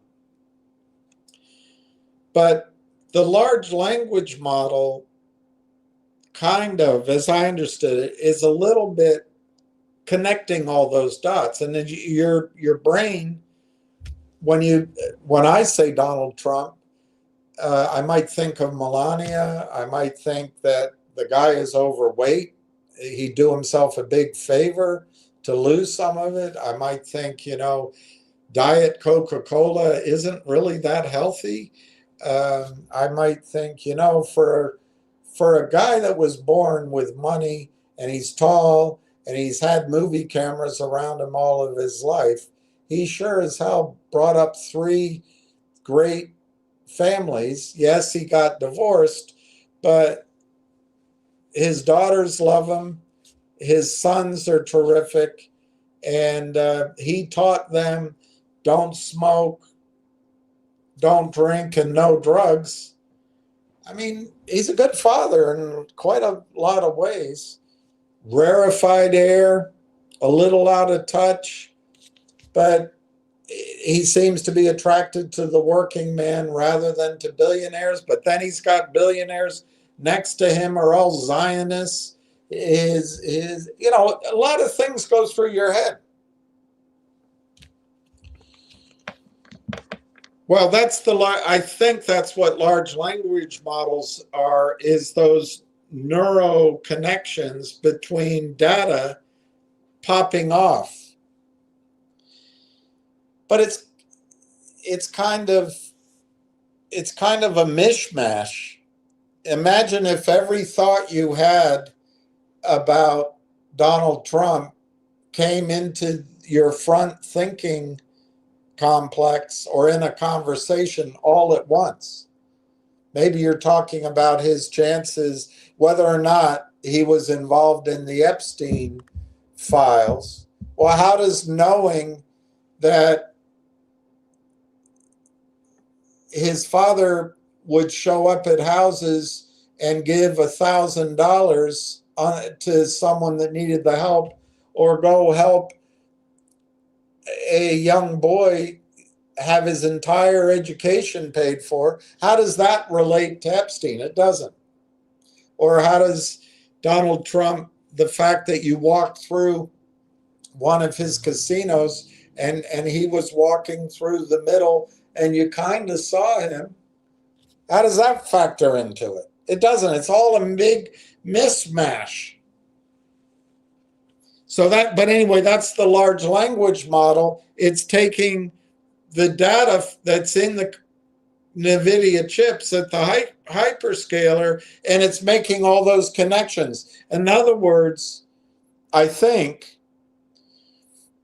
if you bring up Donald Trump, you don't have to scour the entire internet from scratch for all the information stored there from the dawn of time to science fiction. Large language models allow you sort of to have a much smaller set of data to start pinging off of in your whatever search or in your query. But to get up to the next level, the orchestration frameworks, which are the ADKs, they are the agentic developer kits as opposed to software developer kits. That's when your brain starts sorting all those connections, and you realize that the picture of Donald Trump getting out of a golf cart, he's a large guy, has nothing to do with whether or not he's in the Epstein files. And maybe you remember that he kicked Epstein off of Mar-a-Lago. Maybe that is relevant. Or maybe it's relevant that he met Melania while he was out socializing at the same time with Jeffrey Epstein. But Melania, at least the story goes, was a pretty straight-laced person for a model out of Slovenia. Very religious, very as far as not a drinker and those kind of things. So maybe that speaks to that question. The point is, the orchestration frameworks level kind of prioritizes and organizes all that back and forth at the large language model, which is a subset of the entire database of the internet or the data center. Anyway, I don't know if I'm quite describing it correctly, but anything that your brain does all this. So what they're trying kind of to create at the orchestration frameworks level is consciousness, which I think is impossible. But they're kind of to get a thought process going on. But what Railtown has that LangChain doesn't have, Railtown has the Rail engine. So last night I took a Uber back from dinner with my sister.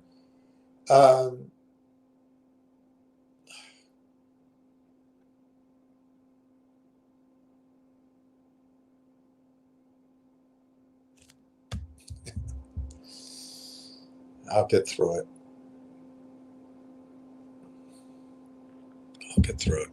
But the guy, he's a nice guy. It was a what Telus car? It's not Telus. What's those cars? What are those cars called? You know, an Elon Musk car. And he said, I was pointing out how the screen was showing all the traffic moving. He said, oh, yeah, you want to see it auto drive? So he put on auto drive, and we drove many blocks by auto drive. And I said, that's perfect, I guess, if you're drunk. You can tell the cop I wasn't driving, the computer was.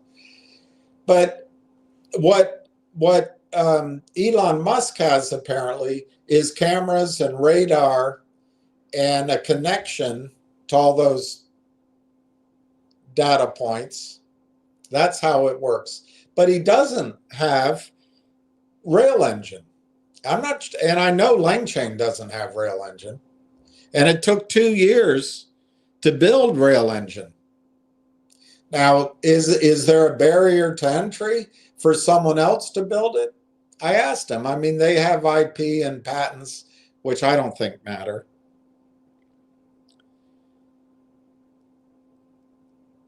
But I don't think he's impressed with the software developers at LangChain. At least he's not threatened by him.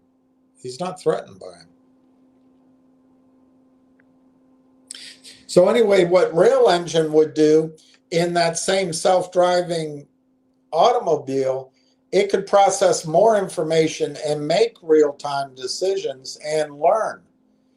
Apparently, that's different from what Elon Musk has right now. So I think it's really exciting for Railtown. And then Railtracks is kind of what LangChain has, but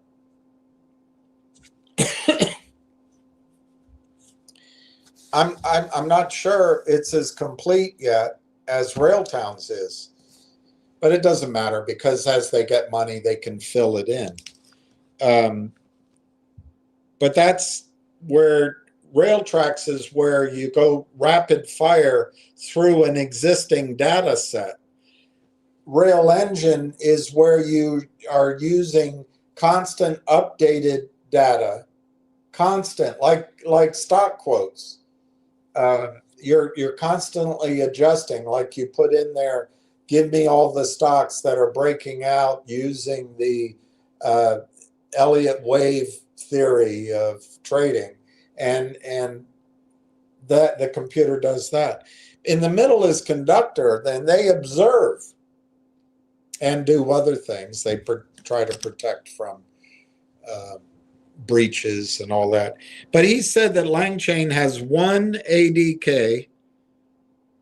Railtown has many more. I don't know how many more.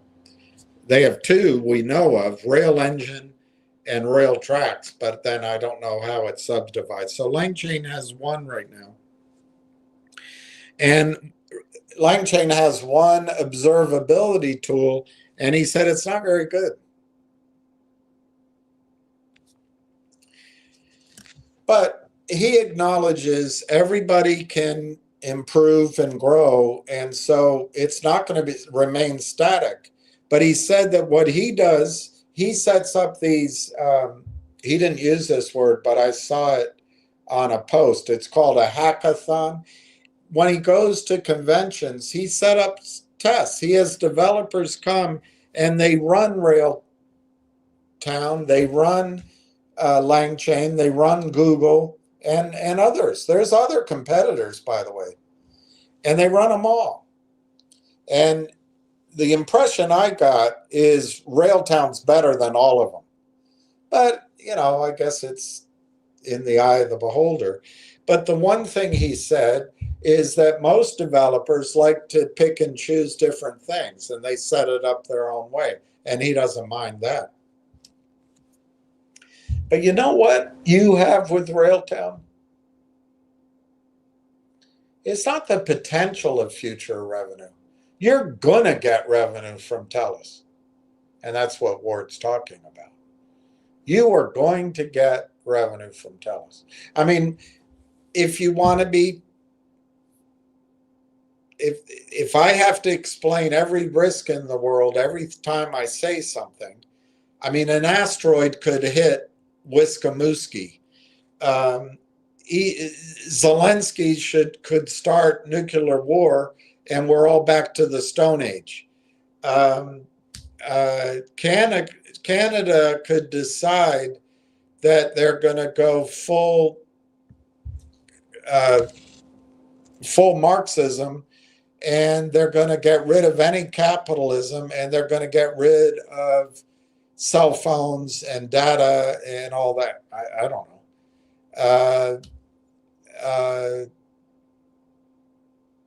The stock market could collapse. The capital markets could could close. I'm not sure those last two will interfere with Railtown's revenue, by the way, which is amazing. Absolutely amazing. And if you're going to say it's going to interfere with Railtown's valuation, Railtown currently is valued as if it's going to go out of business. And I had somebody tell me today it's fairly priced. For what? For what? If you use a 20x multiple on revenue, it seems kind of conservative. Ask Tony. I mean, I'm sure Tony has some thoughts about it. But if you take a $40 million market cap and you assume a multiple of 20 times revenue is how you value these things, Railtown is currently priced to do $2 million in revenue next year. And so you follow Tony's advice, well, there's a potential for future revenue on TELUS.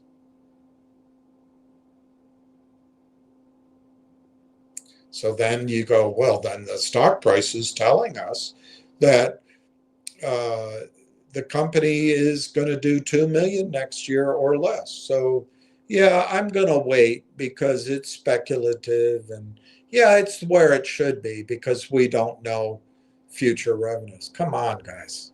That's not how you invest. That's how you're in the audience. That's how you observe. That's how you cheerlead. That's how you pick sides and say, hey, I saw it. It's not how you invest. Now, if you use a multiple of 50x, which arguably is the low end of the big range from 50, 75, 100, 150, 200, 205, 250x that is being used to value companies. Langchain, they used 90x roughly, depending on which number in there. It's all vague. 12 to 16 million in annualized revenue.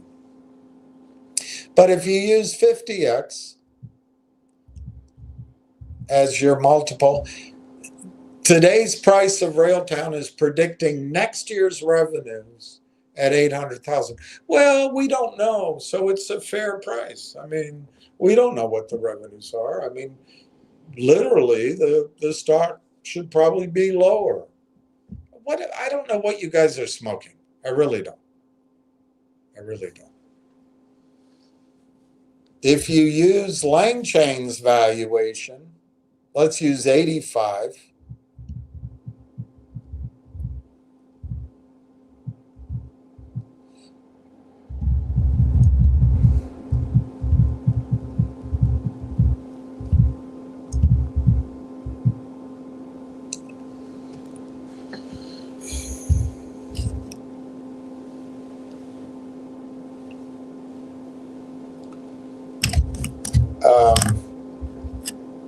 I got a big long number, but you're predicting that Railtown's going to do 470,000 something in revenue next year, less than 500,000. Is this stock priced correctly? You know about TELUS. You know about Uniserve.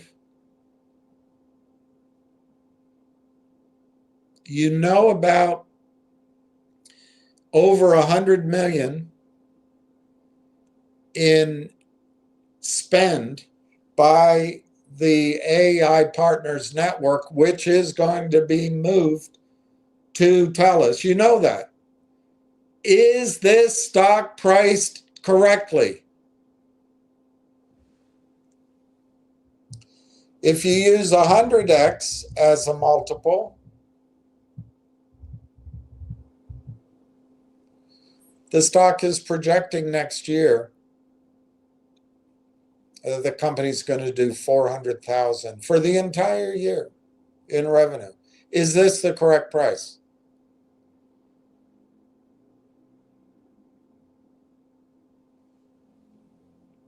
Why don't we use a lower multiple? 10x. We'll use 10x as a multiple for an agentic AI company, the hottest market in the world right now. We'll just use 10x times revenue. So this stock price is projecting 4 million in revenue next year for Railtown. Is this the correct stock price? Is 10x too high? All right, let's use 7x. We'll use 7 times revenue as our metric. 7 times revenue.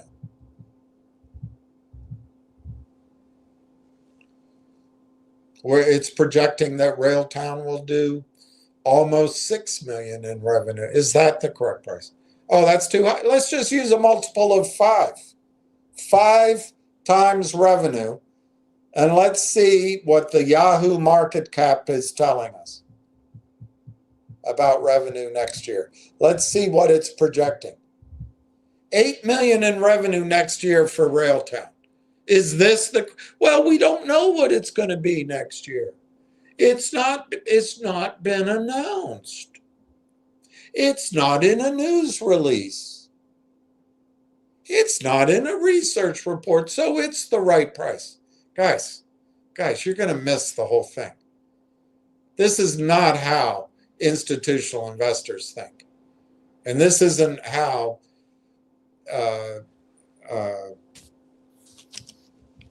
investors who are ahead of who are trying to make money. That's not how they think. It's not how they think. If you want to be mediocre, that's fine. It's not my goal in life to be mediocre. It's how I ended up, though. Well, why don't we use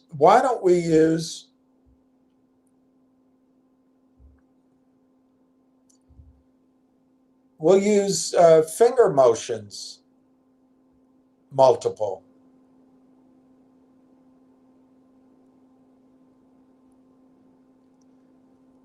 It's a $92 million market cap.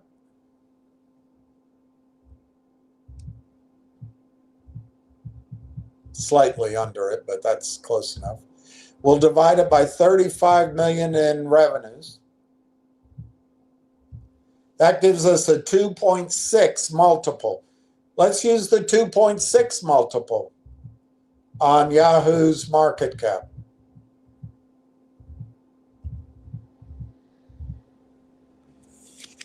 That projects that Railtown's going to do 15 million in revenue next year.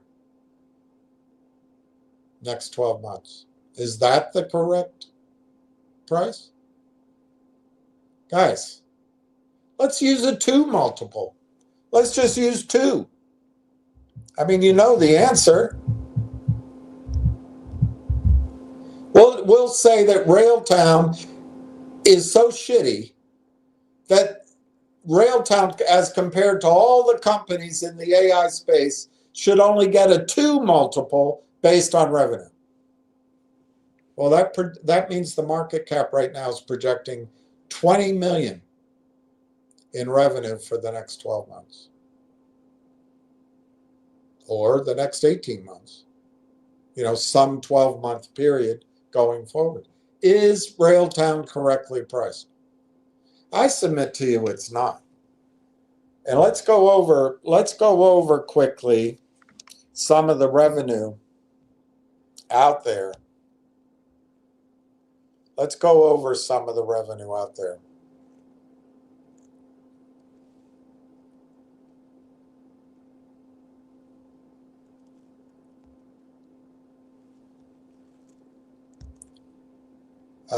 Oh, that's not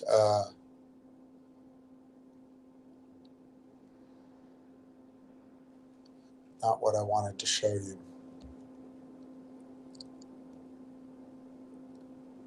Oh, this.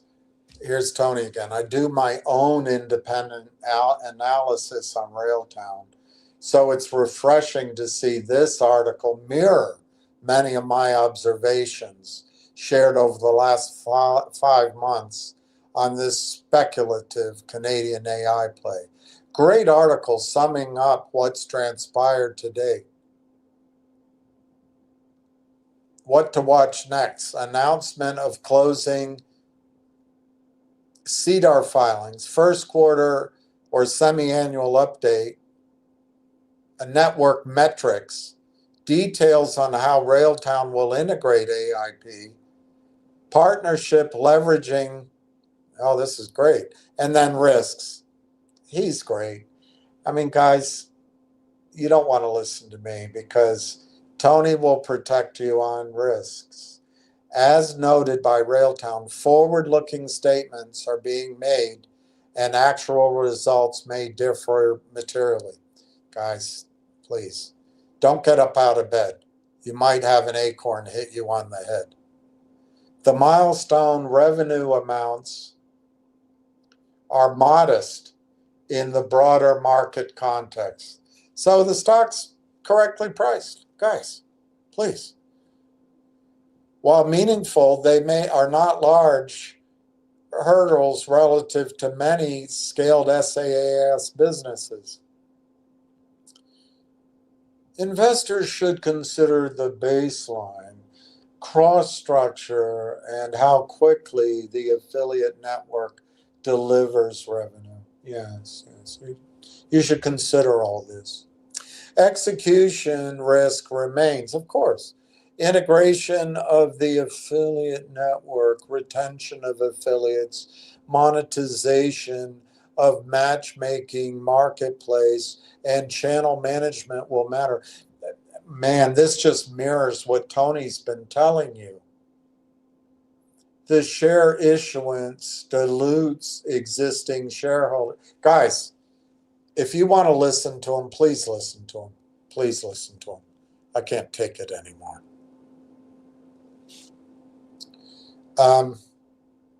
I have one piece here which isn't showing up that I want to show you. Maybe it's here.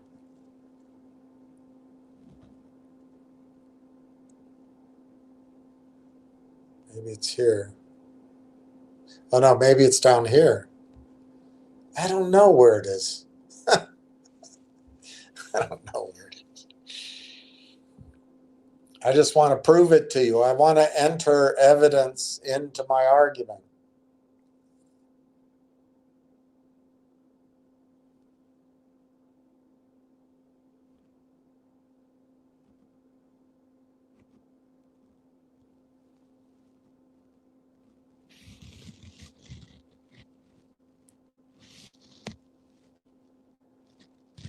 Oh, here's Tony again. Breaking. Railtown announces collaboration with TELUS Sovereign AI Factor to connect Canadian AI innovators. Details in my video 1 month ago. Oh, God. Guys, I don't think I measure up to Tony. I think you need to follow him. I really think. Anyway, I can't find it right now, but I'm going to tell it to you. What do we know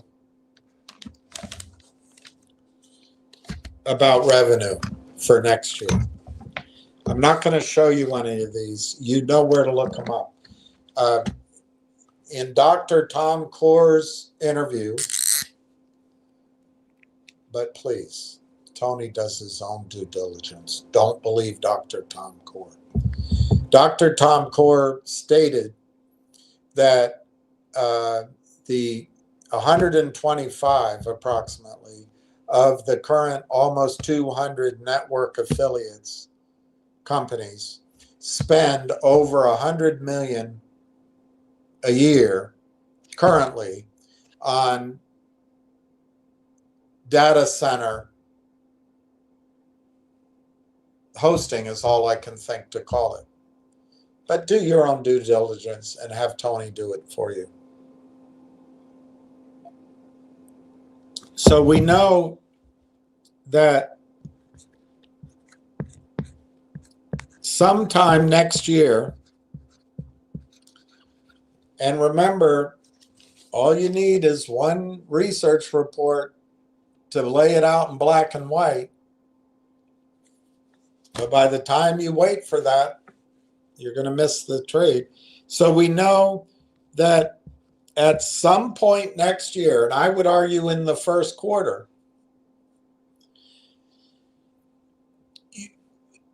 knowledgeable investors and Bay Street and Wall Street will start to understand that the network of companies are going to move money they currently spend. It's not new money they're spending. It's money they're currently spending on other hyperscalers. They're going to move it to TELUS. And we got a number of 120 million in the presentation, but Dr. Tom Core said over 100 million. We know that.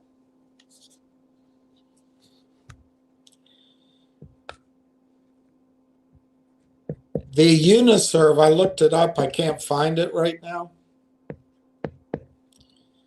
Uniserv itself does about, it's very small. It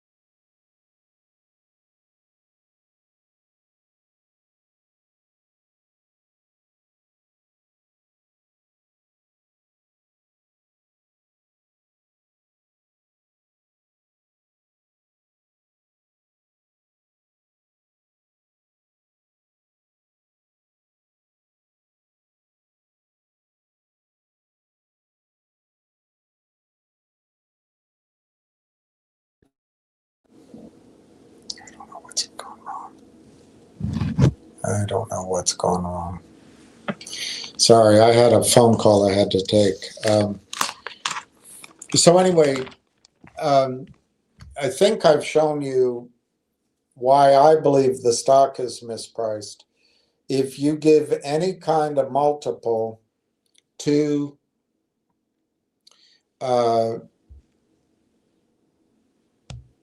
if you give any kind of multiple to revenues, I mean, literally, if you give 100x to revenues, which is not that much higher than Langchain got, and it's half of what many companies are valued at. You know, this current price is projecting 400,000 in revenue next year. If you give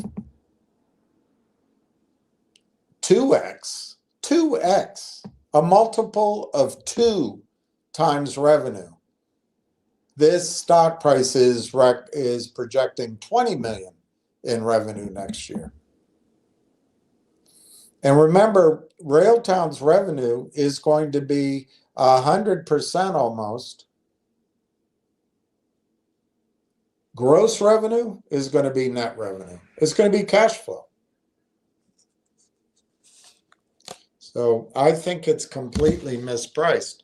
But you know, the network of affiliates is currently spending over 100 million, my word, on hosting. They're going to move that hosting to TELUS. So research is going to project in the next 12 months or the next 18 months for some period of time that they're going to move this over. Now remember, it doesn't have to be booked. It just has to be projected. Langchain was valued at $1.25 billion based on a projected, as of June, annual revenue of 12 to 16 million, and they're not making a profit. So you know this. This Dr. Tom Core projected. Now, you probably need to check with Tony's due diligence, but I accept Dr. Tom Core at his word. And then I looked up Uniserve. Uniserve's revenues are a paltry 7 million, but they're going to move their business, if they want to keep their business and not lose it to TELUS, not lose it to Microsoft, they're going to move theirs to a similar structure of Railtown. The other bit of revenue we know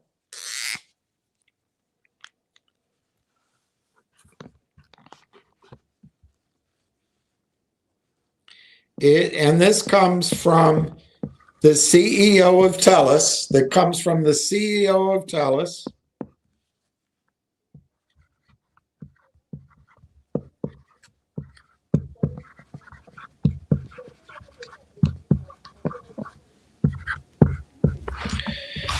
So the other bit of revenue we know in the news, and again, you should check with Tony's due diligence on this because it would involve looking at TELUS's news release, the transcript. I'm sure he's done it. But the CEO of TELUS, and I've shown it to you, I'll try to find it again. But the CEO of TELUS said our revenue from enabling AI, that's data center. That's the TELUS state-of-the-art Canadian fortress, Kissimmee data center. It's going to grow from 800 million, which that 800 million is not on that data center right now. That 800 million is elsewhere in TELUS's far-flung system. It's going to grow from 800 million to 2 billion over the next 2 years. by 2028. So let's take that up on that. What you need to do is project revenue. You don't need it now. You project it, and analysts are going to project it. And probably the first analyst to do so will be right here. Now, he may not come up with my projections. Why? Because I don't know all the data. I'm not seeing it all. So I have to make my best assumptions. So let's assume what the projected revenue will be by 2028.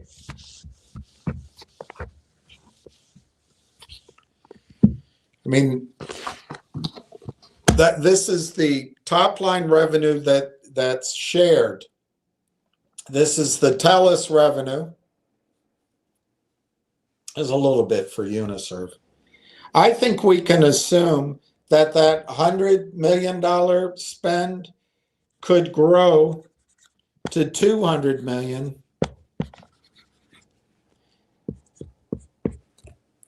Where do I get that from?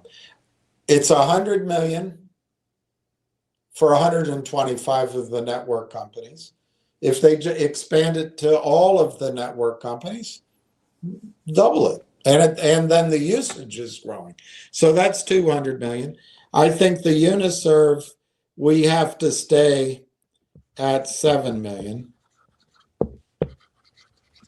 I don't think that's going to grow much over the next 2 years. Just how I read it. And then we have the 2 billion in TELUS is own revenue.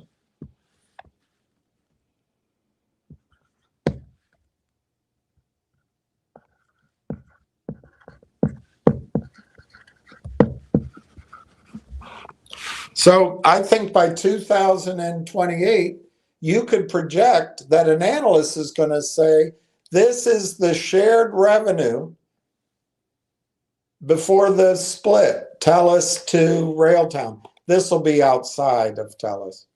It's not, you know.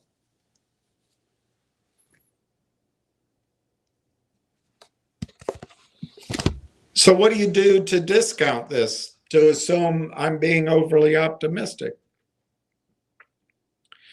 Well, one thing I'd like to do before we discount it is assume a revenue split. I'm going to say it's not 10%, but it's not, I don't know, 30 or 40%. I'm going to use 20% as my revenue split. Could it be 15? It could be 15, but I'm going to use 20.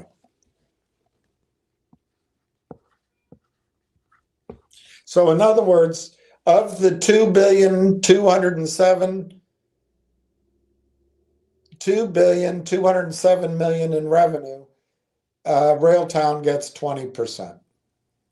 TELUS gets the rest of it. But now let's discount all this, because I think those are legitimate targets, but let's just say that let's ignore the 7 million and let's cut that 2.2 billion in half. Let's just say that the targeted revenue by 2028 on the TELUS site is 1.1 billion.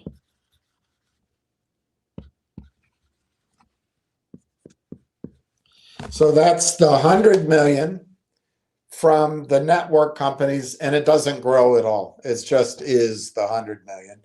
And they're going to grow revenue from 800 million to 2 billion. So it's just the growth portion of TELUS's own customers, TELUS moving its own customers to TELUS's own brand new data center. So we'll use this as the 2028 target. And we'll multiply it by 20%. For Railtown. Why? Why? Because you've got the hyperscaler, TELUS, you've got the large language model, whomever, Anthropic, and on top of that, you've got the observability frameworks, LangChain, Google, or Railtown, or there's others, but TELUS chose Railtown. Why did TELUS choose Railtown? Canada. Oh, Canada. For Canada. So who are they going to choose down in the LLMs? Probably a Canadian company. And they use TELUS at the bottom. So we get the benefit of this Canadian parochialness, if I can use that word.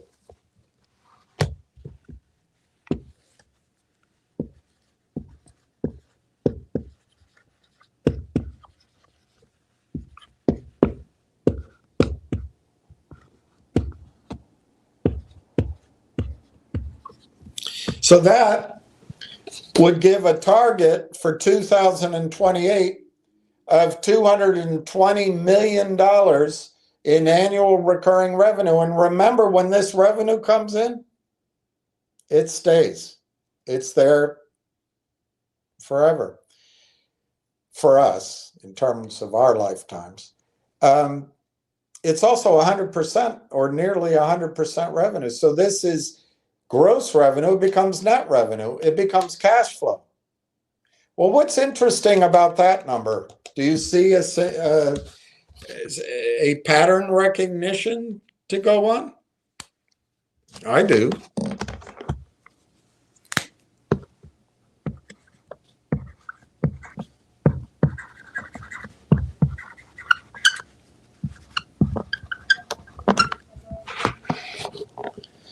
There's 222 million shares out. I just said 220. And I think this target is going to become known before June 1st. You'll see it in research. Could I be optimistic? I took it down by half, but could I still be optimistic? Absolutely.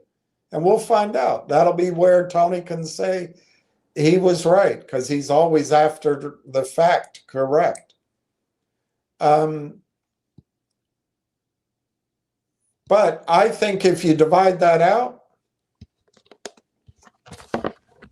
as a starting point, as a projection,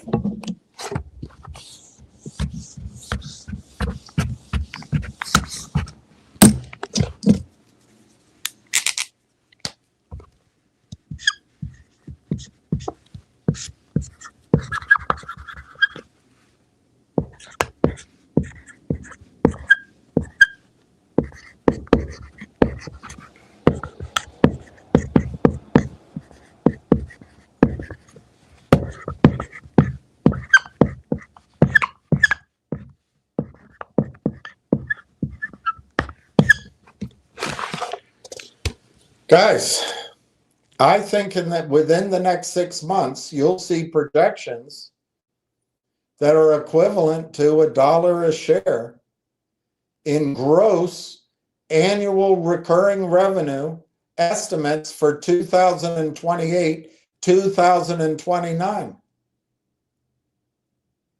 which will be equivalent to net annual recurring revenues, which will be equivalent to cash flow, $1 a share in cash flow. And you think the correct price is to discount that now to 28 cents. The market's at the right price. But, you know, this number could be $2 if that full amount of revenue were used. But if I'm being overly optimistic, maybe it's a smaller amount.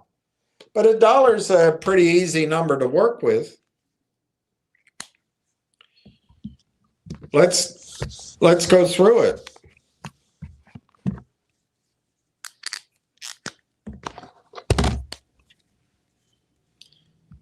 an estimate of $1 per share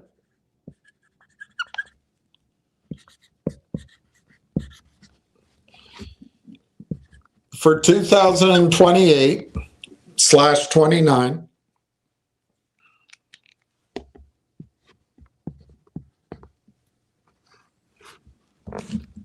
Let's use the finger motion multiple. It's a little higher, but let's use 2x. Let's use 7x. Let's use 10x. Those all seem very low. Let's use 25x. That's sort of the software historic number. Let's use 50x. That could be a little high, right? Even though deals are being done, Lang Chain's valued at 90x, and some deals are being done at 200x.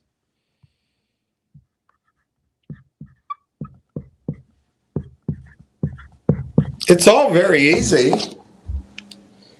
If you take annual recurring revenue and you multiply it by a multiple, it's all very easy. And you use the dollar.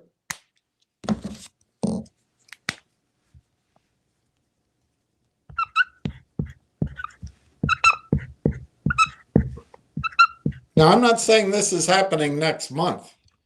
I'm not saying that.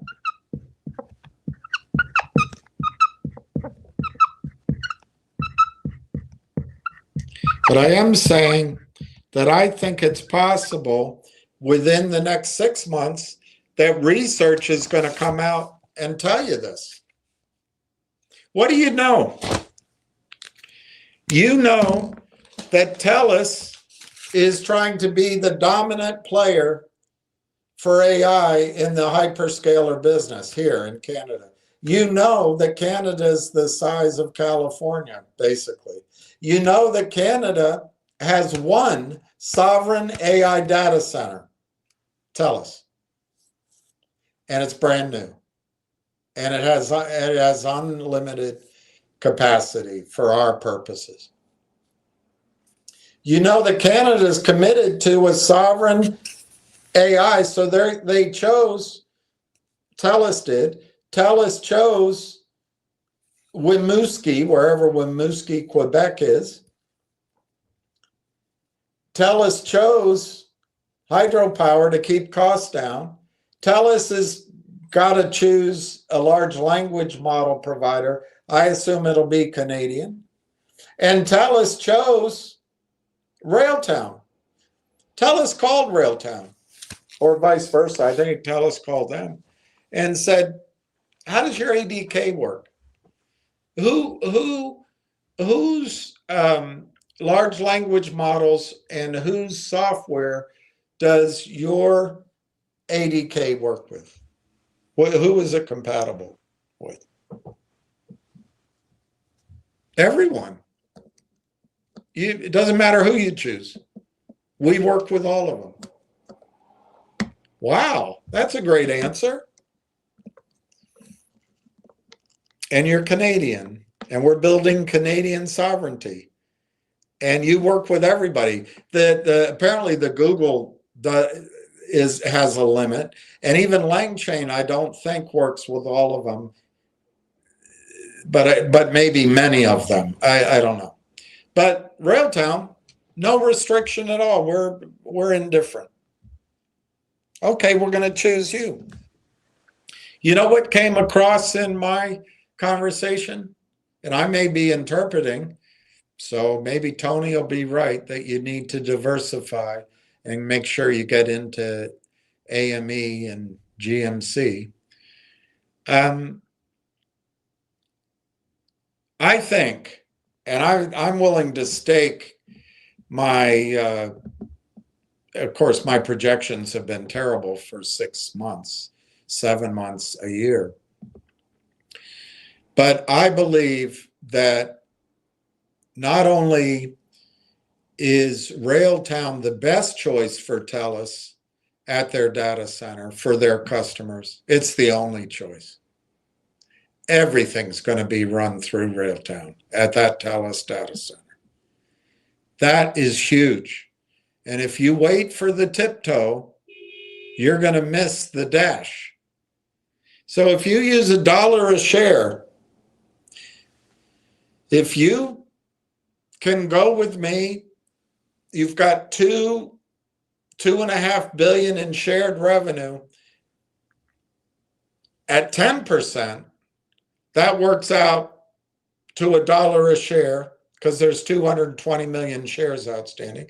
Or you cut the revenue down to $1 billion, a little bit over $1 billion, and use 20%.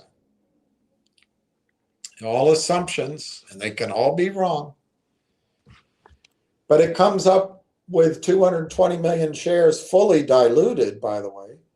It comes up to $1 a share in projected revenue, 2028, 2029. Projected. And it's going to start coming in probably, I think, in the first quarter, as soon as they start working with TELUS. We don't know that number yet. We don't know that date yet. But if you use 2x, the finger motion multiple, your stock's worth $2 a share. If you use 7x, an oil and gas cash flow multiple, your stock's worth $7. If you use a multiple of 10 times, which is absurdly low, your stock's worth $10. If you use a multiple of 25 times, which is probably low, but that might be the most reasonable one to use, your stock's worth $25.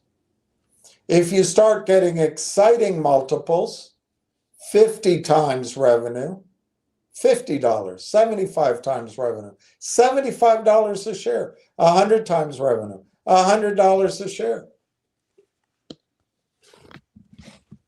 That's my due diligence, but it's also some assumptions. It's projections.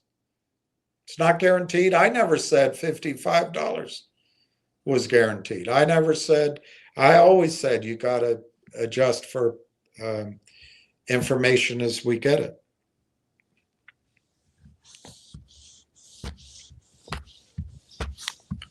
So let's just take that 25x. Let's take $25 a share. So let's say an analyst comes out and projects that Railtown will do $250 million in revenue from the data centers in 2028/2029. And you give that a multiple of 25x, you're going to have a $25 stock sometime, maybe in this next 6 months. But you might argue with me, nah, that's 2 years down the road. You shouldn't give it a 25x multiple. So take half of it. Maybe your target in the first quarter, second quarter is $12.50 a share. You don't like take half of that. Maybe it's $6.25.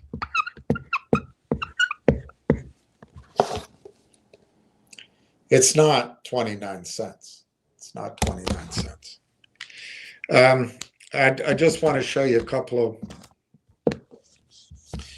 other valuation things, and then I guess we'll go to Christmas. The stock closed at 28.2, 27.5 to 29, 45,000 shares. Last trade 300 shares. I just want to show you a couple of things, and then I know everybody has to get to Christmas.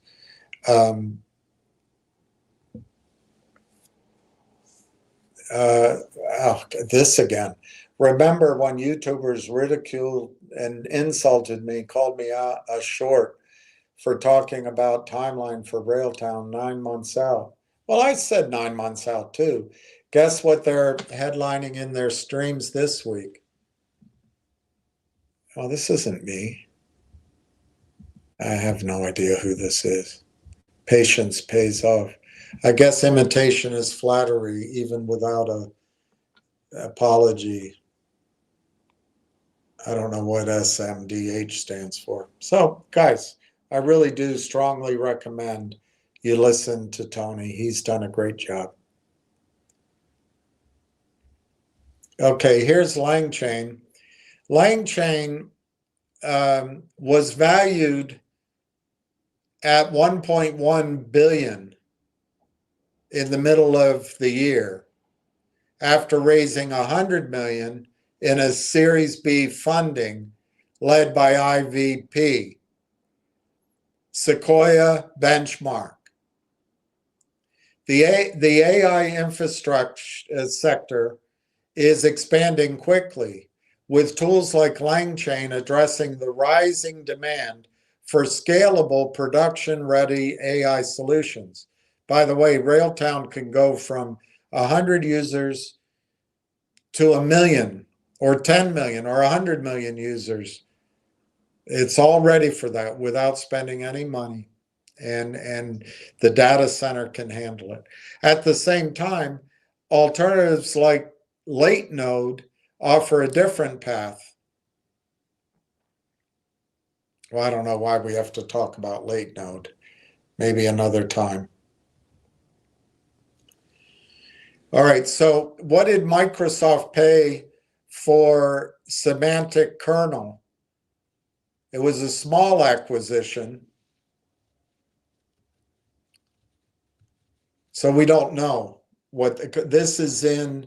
This is now owned by Microsoft. We don't know what they paid. And it's a cautionary tale. Maybe it was a low price. Then here, open source agentic startup LangChain hits 1.25 billion valuation. LangChain raised 125 million at 1.25 billion valuation,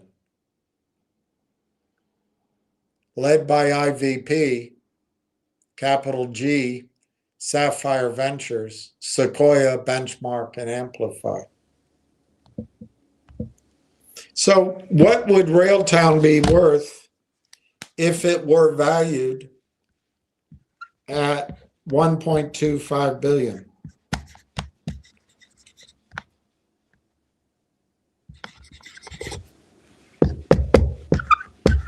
Right now, or as soon as the story gets out.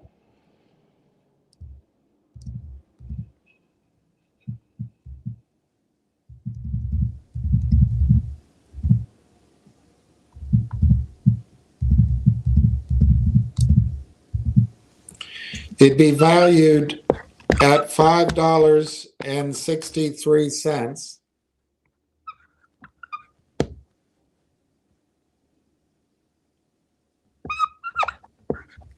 So which one's right? Is LangChain correctly priced?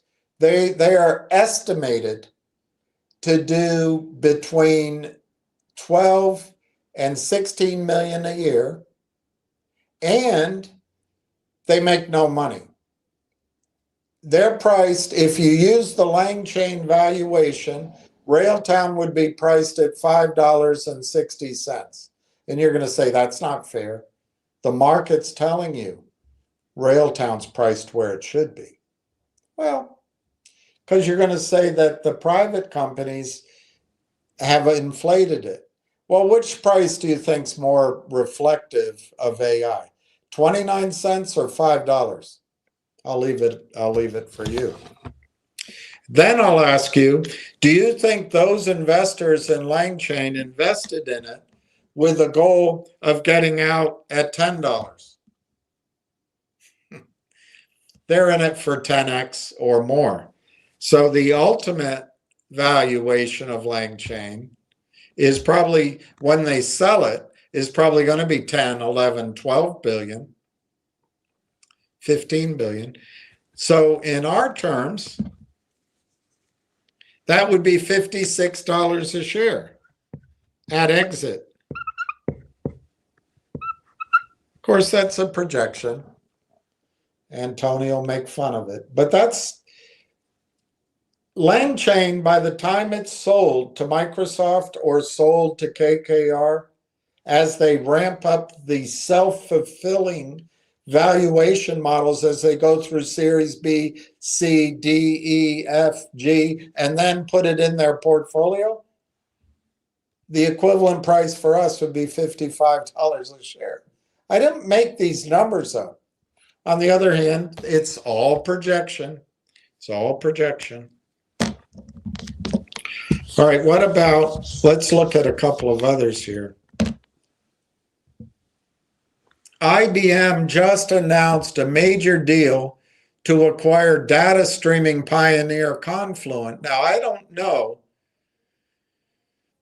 if this would have the same multiple as Railtown, but that could work both ways.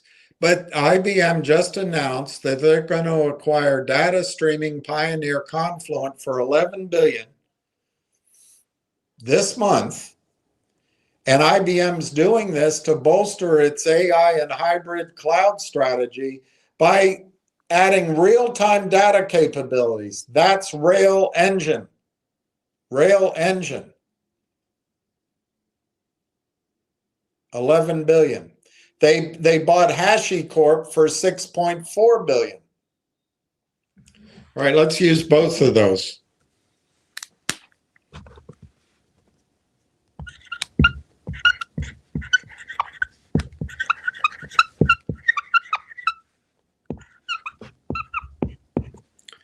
$11 billion. Now this one Corey brought up to me. He specifically brought up IBM's acquisition of Confluent when we were talking about Railtown.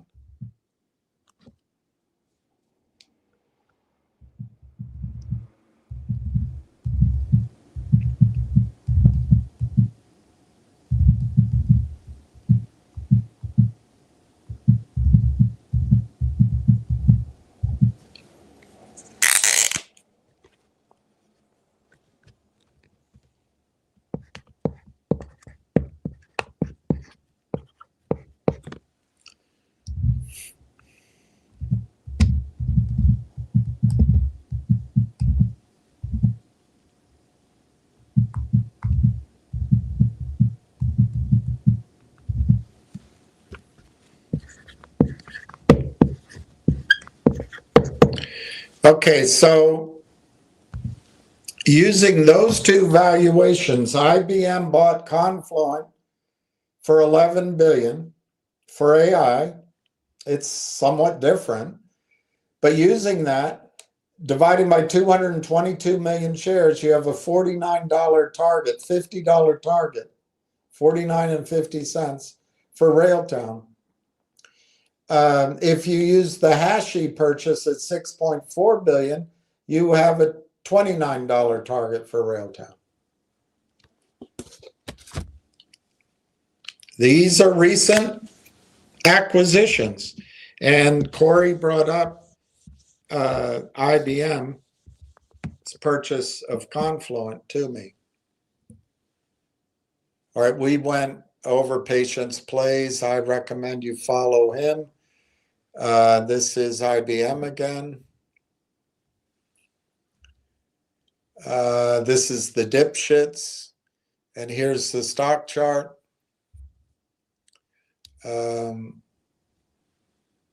Anyway, let's get rid of that. We talked about that. All right, we don't know. This is a cautionary tale. Okay, Microsoft paid $7.5 billion to acquire GitHub. And it was all in Microsoft stock. So my understanding is GitHub does not earn that much money. But maybe it, at the time it was bought, but maybe it does now. And it's bundled in IBM's offerings. So without boring you, showing you numbers. This, if this happened with Railtown right now, it'd be $34 a share. So my upside numbers, I suggest to you, my upside numbers are not fantastical. Now, I will give a caution. I do think if Microsoft came in and offered 300,000 for the company, they'll put that to the shareholders. So you might get your gain in the stock from owning Microsoft stock. I think that's Corey's mindset, is if he can make a good deal for stock, maybe cash too, the gain will occur by holding the stock. So that's something we got to be aware of. I just don't think it's going to be done at these low prices, mainly because if a Microsoft comes to buy Railtown, as long as he doesn't sign an exclusive before he brings it to shareholders, TELUS is going to come make an offer. I mentioned Constellation Software, and something might happen there too. Constellation Software has a bit of a difficulty. Their model is all SaaS, and they've got to move to AI. And what looks more plump than the AI network model, the network partner model?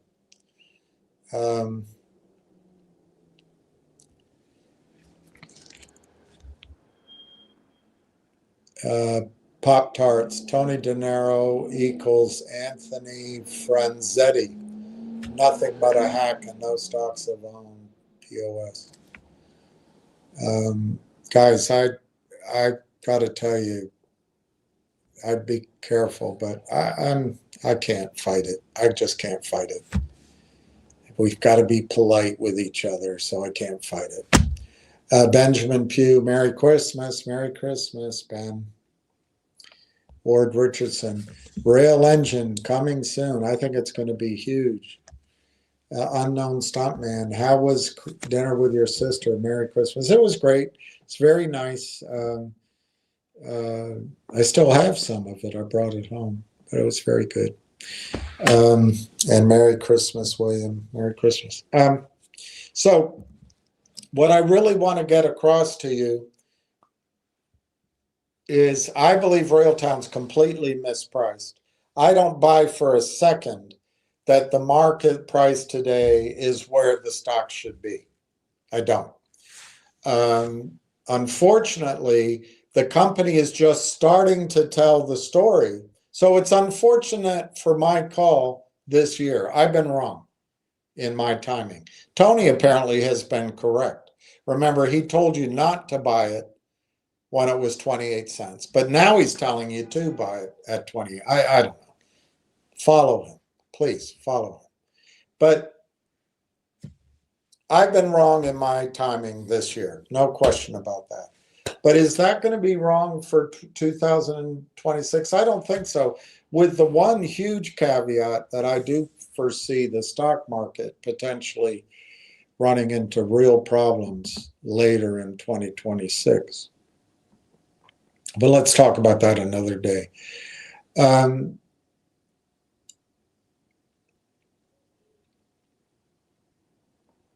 As opposed to all of the competitors out there, and there are competitors other than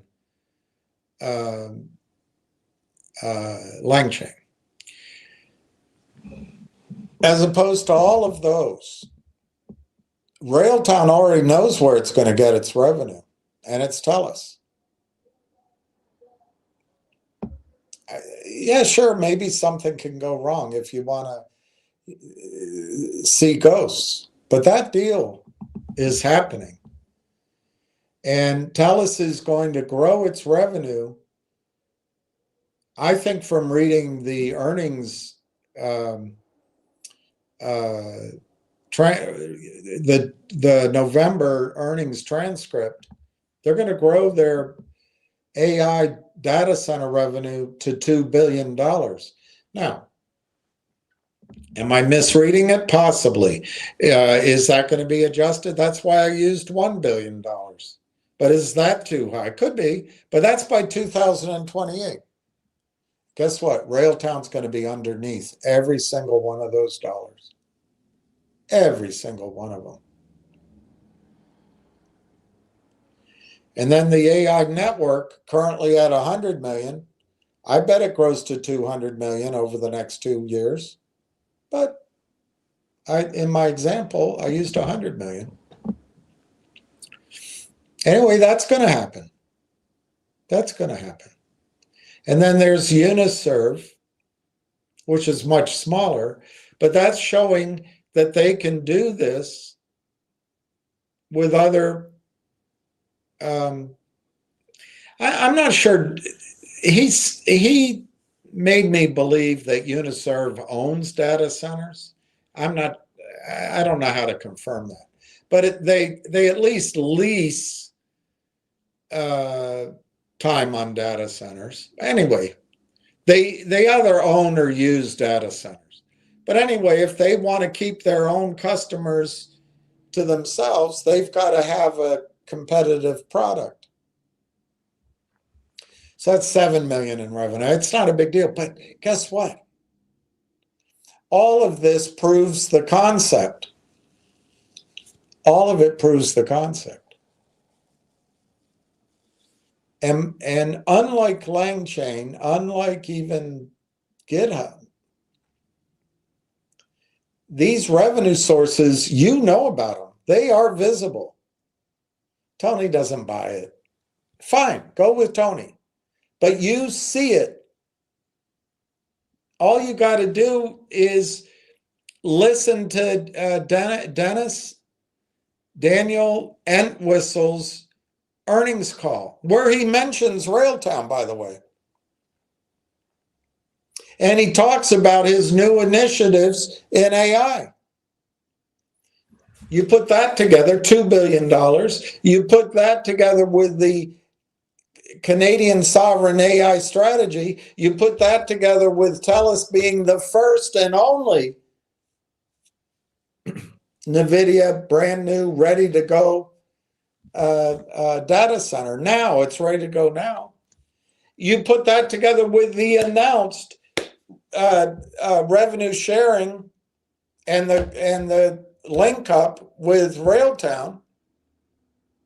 You put it together with the fact that hyperscalers need large language models. That's not Railtown. And they need these observability frameworks. They need the ADKs, the AI developer kits. And you put in some factor for growth. You put in the AI network moving over. We already know that's going to happen. Guys, you know the revenue is going to come to Railtown and it's going to be massive. And you know that it's we don't know, but essentially 100% payout. What model would you chase? Would you chase now imitating some sort of LangChain model of going developer at a time? Or would you chase the model, let's prove our concept as a critical piece of a successful brand new NVIDIA data center, which helps cut costs and increases profits for the end user? Which model would you pursue? They're pursuing TELUS and Uniserve. They're going to prove that concept. You know what happens by then? The whole world will know the Railtown story. The whole world will want Railtown for their data centers. I'm sure competition will come in. Google will try to compete. LangChain, maybe with Sequoia's money, will try to compete. And there's several other companies. I showed you one. I just forget it, Semantic something or other. But I've found 2 or 3 others. I'm sure there'll be competition. Amazon might do it, but you know what might happen, which I think is what will happen? Microsoft will buy Railtown, or Amazon, or IBM, or Google, or TELUS, or Constellation Software, I suppose. I think that'll happen. And that, it's a negative in a way. Because I think if Railtown projects its revenues, or research analysts do, and it stays on its own, I do think the stock goes to $50 or 55 or 60, whatever, in a buyout or higher. But I think right now Microsoft is so big, their minds are elsewhere. But as the TELUS deal, and imagine what is TELUS going to do? What's your imagination of what TELUS is going to do? They're going to roll out this number one data center. They've got a second one right behind it. It's already built. They're going to roll them out open for business. Are they just going to send a glossy mailing? Or is it going to be a big production when they roll this out? Is this going to be a full-on marketing event by a $30 billion market cap company? I don't know. I would guess it's going to be, the trumpet's going to be heard loud and clear.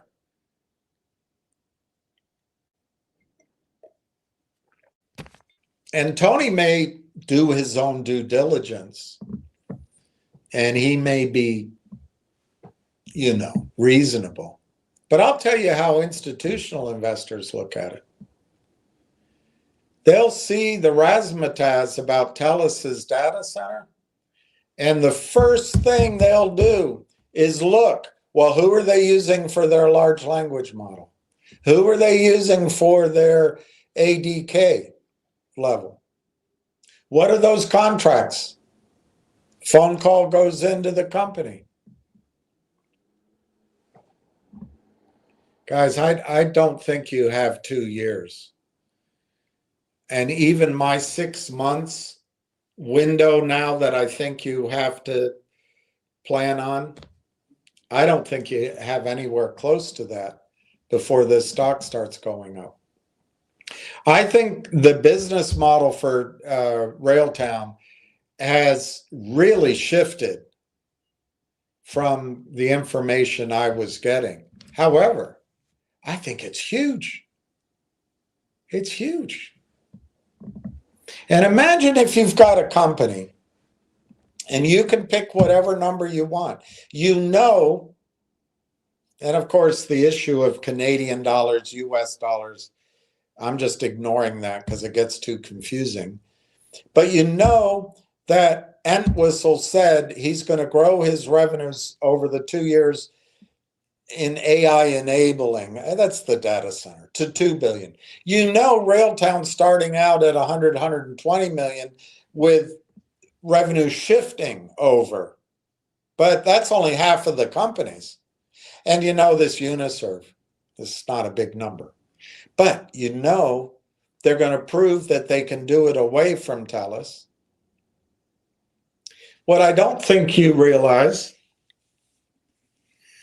is Railtown started with Microsoft, their first phone call. And he said that in his interviews. Railtown is embedded in the Microsoft system. They are bundled with GitHub and whatever the other one is, DevOps. It's not hard for Microsoft to buy Railtown and just make that whole thing seamlessly Microsoft's offering, like they did with GitHub. And guess what? When I asked him, although I found this small one I just put up there, the semantic whatever for 21 million, I asked him, does Microsoft have its own ADK? You see, Google has it. They're like a one-stop shop. They have the hyperscaler, the large language model, and an ADK. They bought some of it, and it's clunky, and developers tend to use more than one. But Google has, I mean, can you imagine the threat to Google's search engine by AI?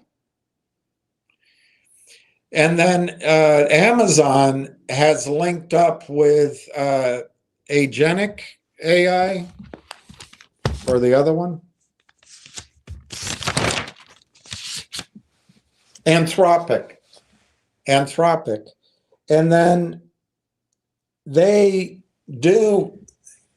Amazon does have some sort of cooperation with LangChain. It's not exclusive. So Amazon has as kind of a soup to nuts all the way up. But Microsoft apparently doesn't. Although I saw this one small company that I just showed you, semantic something or other, but it's small. So Microsoft doesn't have it. The goal of these hyperscalers in the United States, not only to buy companies for their revenue, Tony misses this, although he had a chat with the CEO, he totally misses this. They're not buying these companies on revenue. They're buying them to own the technology and to build it out, but they're buying it so the other guy doesn't get it. And they'll buy a bunch of them by the time it's done. They don't want somebody else to get it. So I still think your most obvious buyer is Microsoft.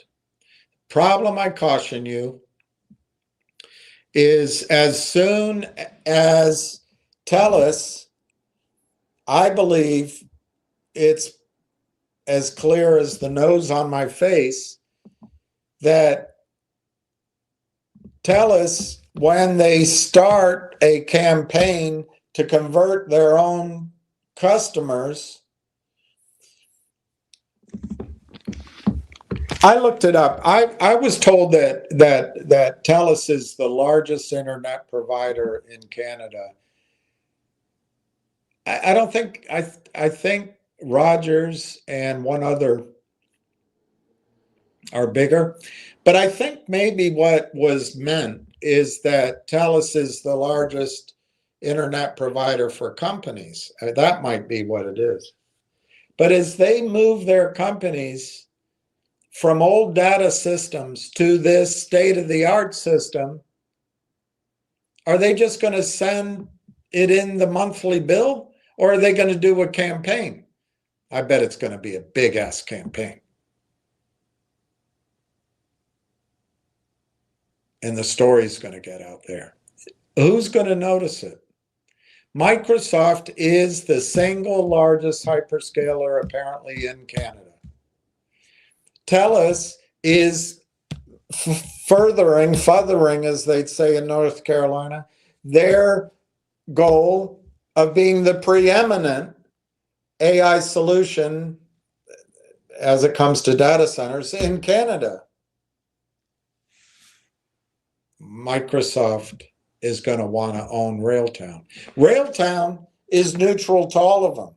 If you want to be exclusive, Railtown's not going to give exclusivity. How do you get exclusivity? You buy Railtown. So I think as this story gets known, you're not going to have time to buy the stock under $1. Tony's going to be wrong. I think it's all by chance that he's been correct so far. And of course the charts work. The computers are using the charts. The sell programs are using the charts to walk the stock down. Look at the guy the other day put in a stop limit order at 25 cents. The stock went to 25 cents. It went to 24.75 for one trade, 500 shares. It went right through the 25 cents, took his 50,000 shares. Thank you very much. And the stock's back up. Guys, this insanity of saying that the stock market is telling you anything, I just got to suggest to you, if you think the shorts are there, then you're wrong. If you think the shorts are governed by regulators, well, then I'm wrong. But I guess you know where I stand on that issue. This is as cheap as Railtown will ever be. I think Tony got lucky in his negativity, or Tony's spreading negativity so that his buddies have a time to sell it down. Now he's going to say, oh, I'm insulted. I'm insulted. Well, you know what? I don't care. Maybe I'm wrong, and I do care then. But to me, he's a face for the shorts. If I'm wrong, does it matter? What I'm trying to get across to you is the last 6 months have been computerized. It's been a computer sell program, and they've walked it down. And it does not reflect no revenues. It does not reflect that Corey's lost his reputation. It does not reflect that because he couldn't get AIP done in time, therefore the technology is obsolete. It doesn't reflect any of that. It just reflects fear, uncertainty, and doubt, heavily leaning to doubt, as they manipulate the stock price down. What's going to change it? The company is already telling the story. They made the priority of telling Tony DeNiro first. That's their priority, Tony DeNiro. Well, you know what? As far as I'm concerned, they can have each other. And I'm going to move on to other things. But I won't give up on Railtown, and I won't walk away from it as you're concerned, but I'm going to step away. If the company believes that the guy to reach out to is Tony DeNiro, then I don't know what to say. I really don't know what to say. But I think you'll get up to the minute advice from Tony, and remember to diversify. You want some AME and some GMC, and hey, there's a new Frank Benedetto beauty and a new Daniel Borders bumper crop. You got to diversify. Diversify. Spread it around. That way there's, you'll never be happy. You keep playing, your money's hot, and they keep stealing. And when you go broke, they won't care. They'll tell you, oh, I do my own due diligence. And for Tony to come out and say the stock's down 69% from the high print, guys, it's all manipulation. Of course, I get upset, and that plays into emotions, but he just wants you in your emotion. Oh, I'm reasonable. Anyway, you consider it. Go follow Tony. I'm not going to fight it. Tony is a man. The guy is great. It's just incredible. But I'll tell you that as TELUS starts to tell the story of TELUS, institutions are going to look under the hood and see the story of Railtown. Analysts, as they tell the story of TELUS, in their department, they're going to start telling the story of Railtown. And whoever they pick for the LLM, the 3 names he gave me for the LLM, they're just examples, but he used OpenAI, Anthropic, and Cohere. Well, which one of those is Canadian? I'll let you do that homework. But research analysts will start talking about whatever company is chosen for the LLM. And by the time that happens, I'm telling you, Tony's totally wrong.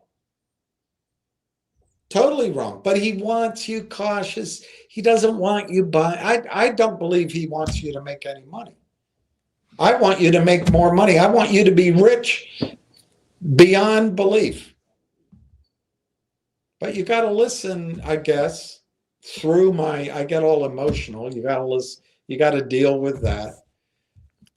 And you got to deal with the fact that I was 100% wrong for 12 months. You got to deal with that. And the last 6 months, 7 months, in terms of my timing and urgency. But you know what? I didn't know about TELUS a year ago. I didn't know about TELUS. And this revenue model that Railtown is in blows every other ADK company out of the water. Imagine this. I should have looked that up. I didn't. Maybe Ward will look it up. But imagine this. Railtown proves its concept with Uniserve data centers, which is small. Railtown proves its concept at the one sovereign AI factory that's ready to go, that's owned by TELUS. The story explodes around the world. Whether or not it's on the front page of People magazine or not, I don't know, but it could be on the front page of, BYT Yo Mama magazine. I don't know what magazines are out there for programmers, but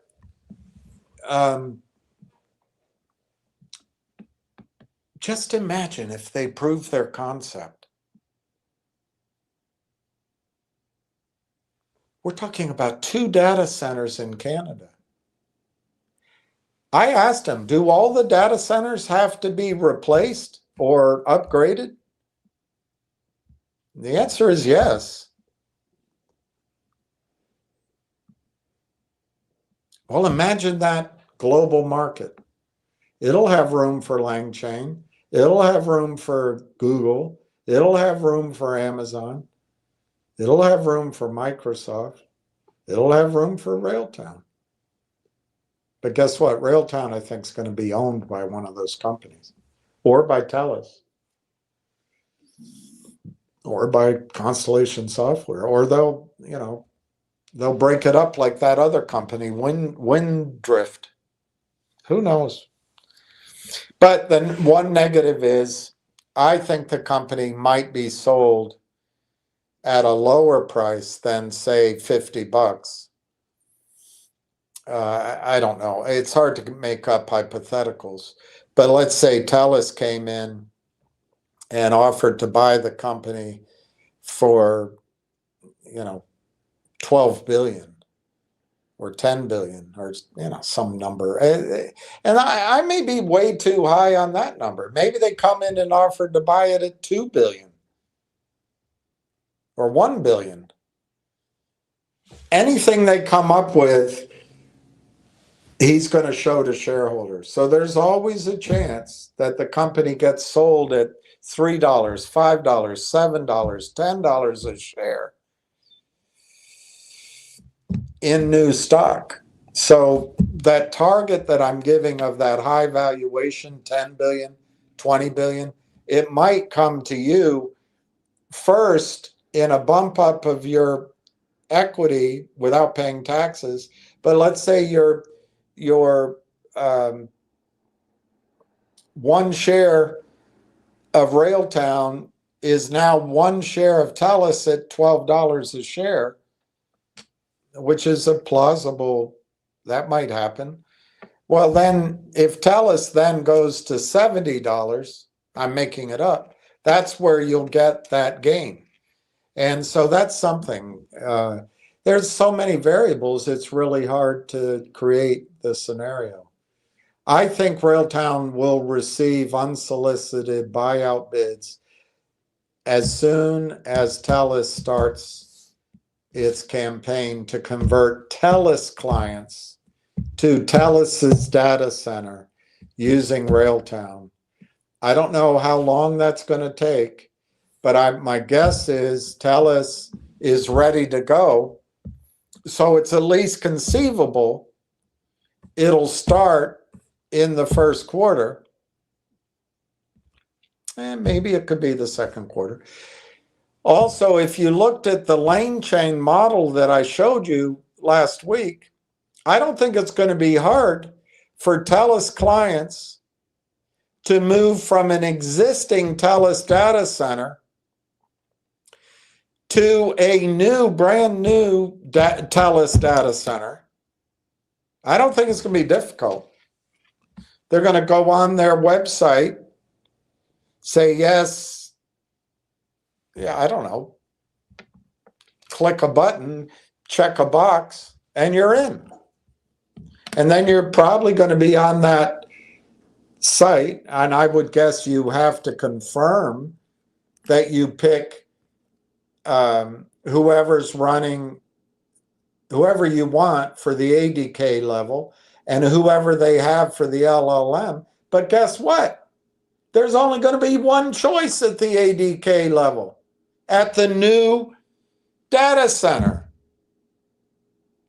And one thing that Tony glibly glides over, he fleets, he floats, he flies, is scalability.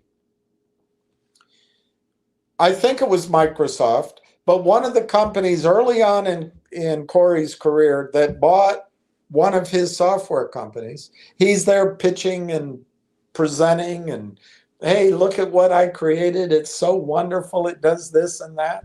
Everyone's yawning in the audience. He's like, this is embarrassing. And they say, yeah, sure, that's great. That's great. We love it. Well, you're amazing. But you know what? Can you tell us about this? What are you talking about? This part you've got in your software. Nobody else has that. He said, what do you mean? We just built it so that you could start with 10 clients and go to 1 million clients just like that, or more. There's no barrier to scale. Well, no, we've never seen that before. That's why we want to buy you, for that technology. So when Corey and Marwan started Railtown, they started with Rail Engine and Conductor and Rail Tracks. They started with the idea, what if when we turn this on, what if we go from 1 client to 10 million clients? Can we handle it? Or 100 million clients? Can we handle it? Yes. And guess what else? The data center with NVIDIA chips can go from zero to 1 million customers. And it can happen in a day. I'm not saying it will, but they can scale like that. Guys, Tony's misleading you, and I'm sorry I get upset about it, but it offends me because he ridiculed me in the beginning, and he told you not to buy Railtown. And then somehow he's reasonable. Guys, he's part and parcel of the short selling scheme. Maybe he's innocent. I doubt it. We got to get away from all that. And I don't want to fight it anymore. If you don't believe me, I don't care anymore. And I could be wrong on Tony. Maybe he's the saint.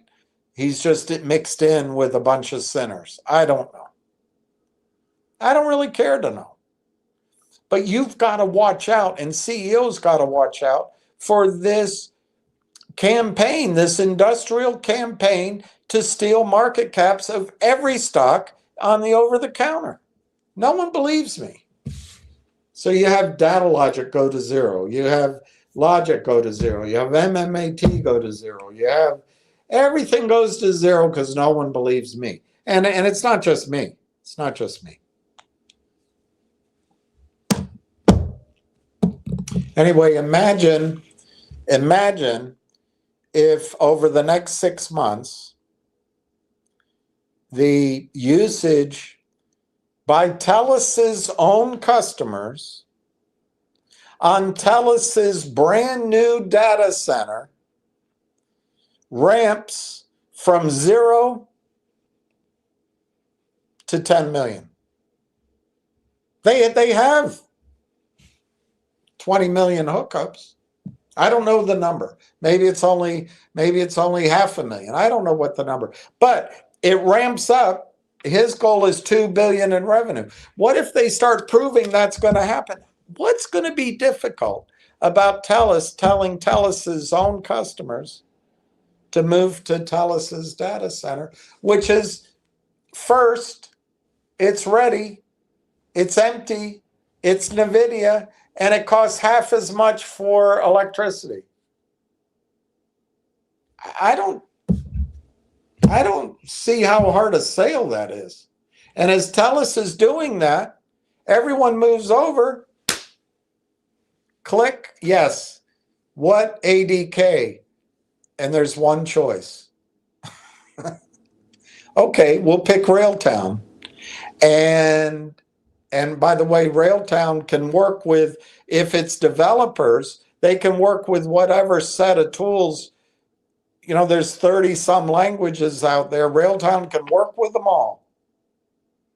So it doesn't preclude development teams and companies from using what they're comfortable with already.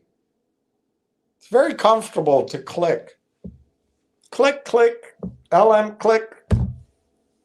Imagine if that revenue model proves up. Imagine the research. Imagine the whispers. Imagine the institutional investing in Railtown. And imagine how quickly it takes Railtown to go from 29 cents to $5, the Lang chain valuation, $5.60. Imagine. Would it be quick? I think it'll be quick. But then on top of that, as the reputation flies around the world, imagine the business that starts pouring in to Railtown. Hey, we've got some data centers in Korea. We want them to be sovereign. Hey, we got some data centers in Guangzhou province, China. We want to steal your technology. Why don't you come sign up with us? Hey, we got some data centers in Poland that we're trying to keep from Russia. Hey, we got some data centers in the UAE that we're linking up to our energy system. Hey, we got some data centers in India where we want to get in the game. Imagine that. It's not going to be LangChain is the gold standard for developers. It's going to be Railtown is the gold standard for data centers.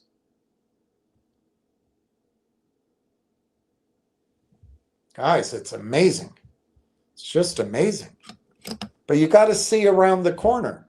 You've got to have a little imagination, and you got to take the risk. Even though you know all this, it still is speculative. It still feels like a risk. I'm paying 28 cents.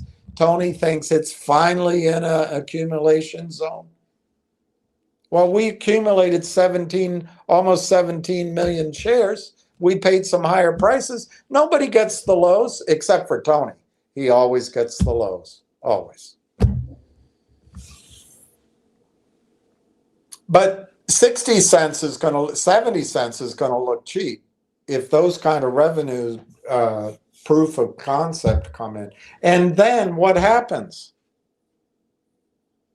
Do you think Microsoft or TELUS or Amazon or IBM are going to stand by while Railtown becomes a competitor? while Railtown becomes a unicorn? Do you think Microsoft's going to stand around while TELUS and Railtown build the Fortress Canada and it blocks out Microsoft, who currently has essentially a monopoly up there? Do you think Microsoft, who controls the software developer toolkits, the majority worldwide, everything's Microsoft primarily, do you think they're going to stand by in Canada while Railtown and TELUS build a competitor and then start selling it around the world? Do you think Amazon's going to have this clunky association? I think it's Anthropic and then LangChain, and it seems to work okay. And they're going to be happy with that as TELUS and Railtown and whoever the LLM creates a juggernaut? Or do you think somebody's going to buy Railtown?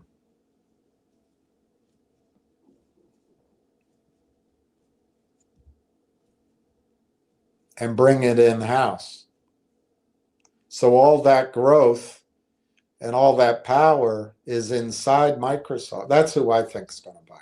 But it could be any of these other companies. When do you think those bids, those offers to buy will come? 2 years, like Tony tells you to wait for? Because he's reasonable. And I'm a dipshit. When do you think those offers to buy Railtown will come in? I think there'll be unsolicited offers to buy Railtown as soon as the first quarter of next year, as soon as February or March. Oh, a YouTuber is making a projection and he's out of it. Well, I might be too soon, as I've admitted I've been before. But I tell you what, when TELUS starts blowing its own horn and Railtown's part of it, Microsoft could go buy TELUS, which I don't think they do. Microsoft could buy Railtown. Microsoft could do a deal with TELUS, I suppose. Or Microsoft could do nothing while TELUS builds out 2 data centers, and they got 2 behind that, who could replace all of Microsoft's compute power in Canada. And Canada's the size of California, apparently, and it's growing.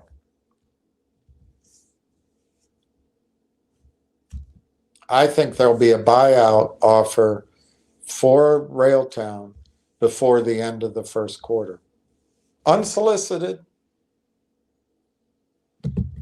And then the question is, I hope Corey doesn't sign exclusive buyout. I don't think he'd do that. He'll put it to shareholders. So the question is, if Microsoft comes in, and he told me if somebody, I asked him about this. He said, if somebody comes in to buy us, they've got to pay us for our growth.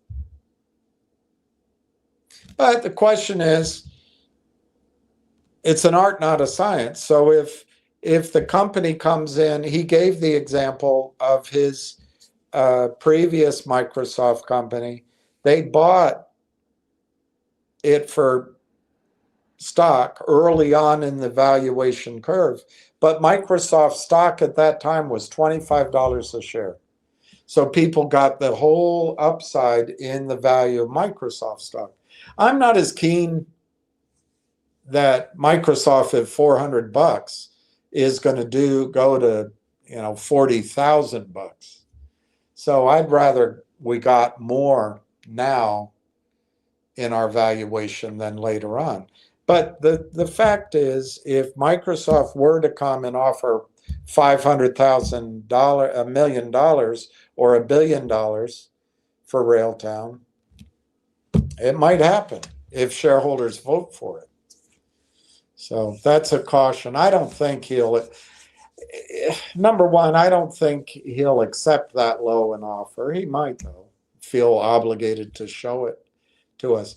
But I also think there'll be a bidding war. I think there'll be a bidding war. Now, if you choose to believe that because AIP took so long, that shows that Corey's a shitty leader and therefore the technology sucks, well, then you think this stock price reflects all of that upside. And that what you have to do, I'm quoting Tony, not the other fella, you have to be patient and wait for revenues, and don't be encouraged to buy too soon.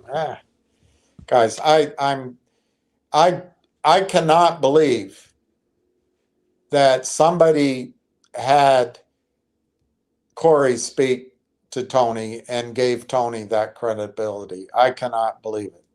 And of course, maybe it's going to become personal, therefore you don't listen to me. So I'll just step away. I'll just step away. But Tony is playing that same game.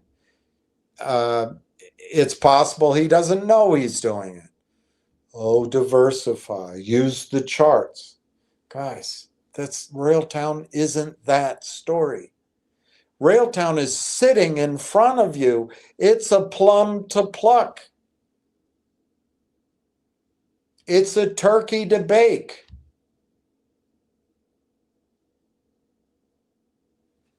Railtown is very simple.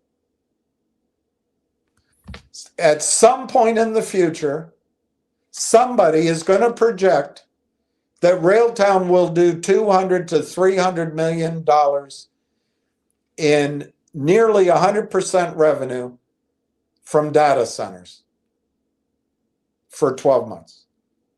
$1 a share. I don't think, in my opinion, I'm not sure Railtown will ever be the one rolling up AIP companies. It might be Microsoft, or let's say Microsoft buys Railtown and in the middle of the buyout, they spin off the AIP again. I don't know. The story is the revenue, which is 100% profit, basically, from data centers. How many data centers are in the world? How many data centers need to upgrade? How big is that market? And is it growing? And is Railtown first to that layer? LangChain isn't. LangChain apparently has something. One ADK tool, no robotics, no robotics. Railtown's ready for robotics.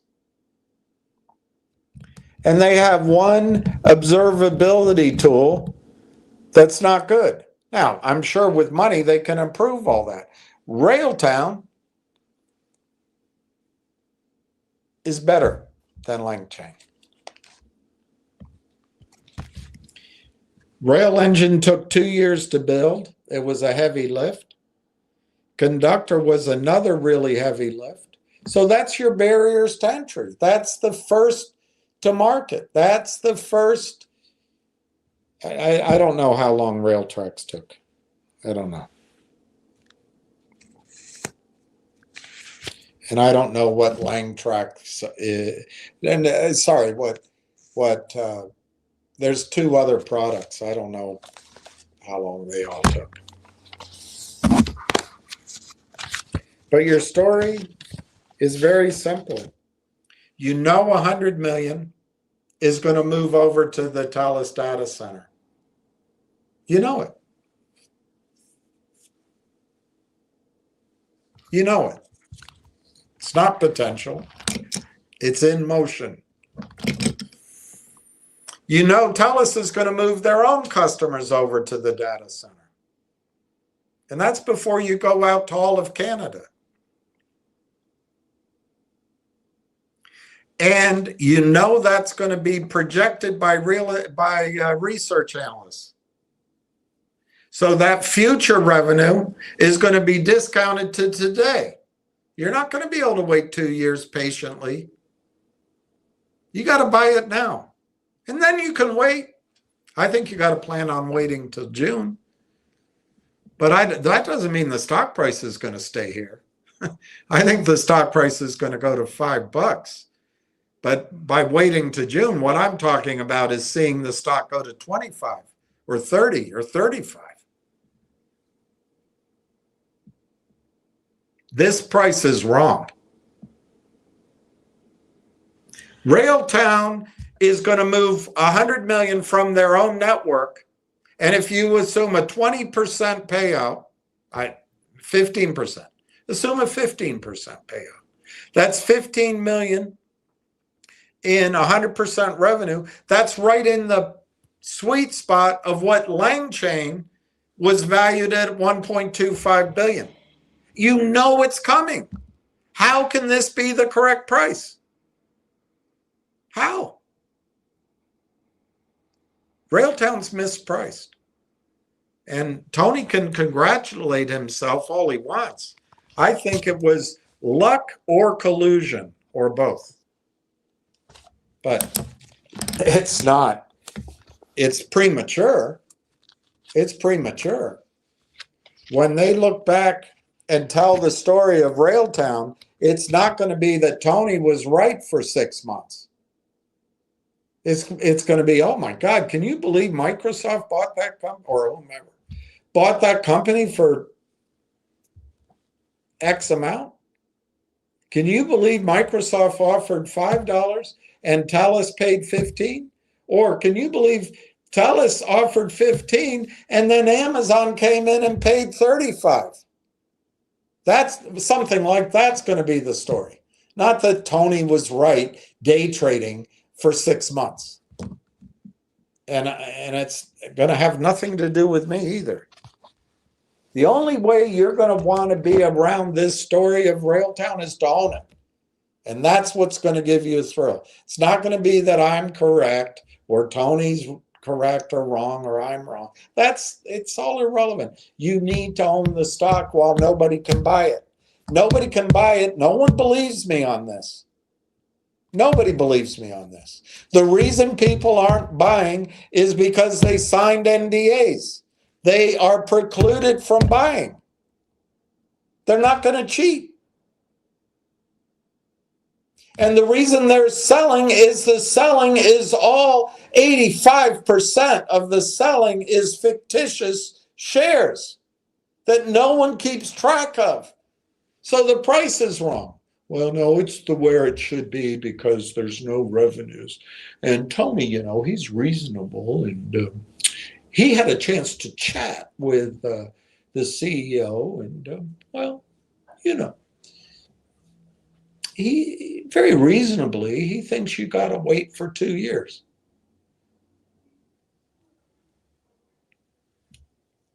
Guys, I'm so on the verge of walking away from this. I can't stand it. Because if the company is going to rely on Tony, I think you should go listen to Tony. But that's because I see risk. I think, I'm not even sure Tony's name is the real name. And, but anyway, let's leave that alone. So the story, let's finish on this. The story on Railtown is simple. It's really simple. Everybody else is going to prove their concepts the way they prove it. LangChain is going to go up the valuation chain by Sequoia just always raising the price. There's going to be glossy magazine articles and all that. But Railtown is going to prove its concept as the key strategic interval replacing software developer kits or working with software developer kits. They're the agentic developer kit. They're the observability framework on top of the large language models on top of the hyperscaler. And the only data center in Canada ready to go has chosen Railtown. TELUS is a $30 billion company doing 20 billion in revenue, but the CEO says their revenue from AI-enabled sources is going to be 2 billion by 2028. What do you think that means? They're going to get their customers not only to move to their own data center, that revenue is going to grow as this is a new industry. This isn't taking 5 restaurants and moving them to a new location. So you're cannibalizing the restaurant revenue there to get the restaurant revenue over here. This is all going to be new revenue. AI 2.0, AI for everybody. Robotics, self-driving, self-cleaning around the house. War, drones. It's a huge market. And TELUS has chosen Railtown. TELUS has chosen to be the mover in the Canadian sovereign data center space, hyperscaler space. Microsoft currently is its biggest competitor in Canada. Canada is I don't know, it's in the top 10 of the world's economies.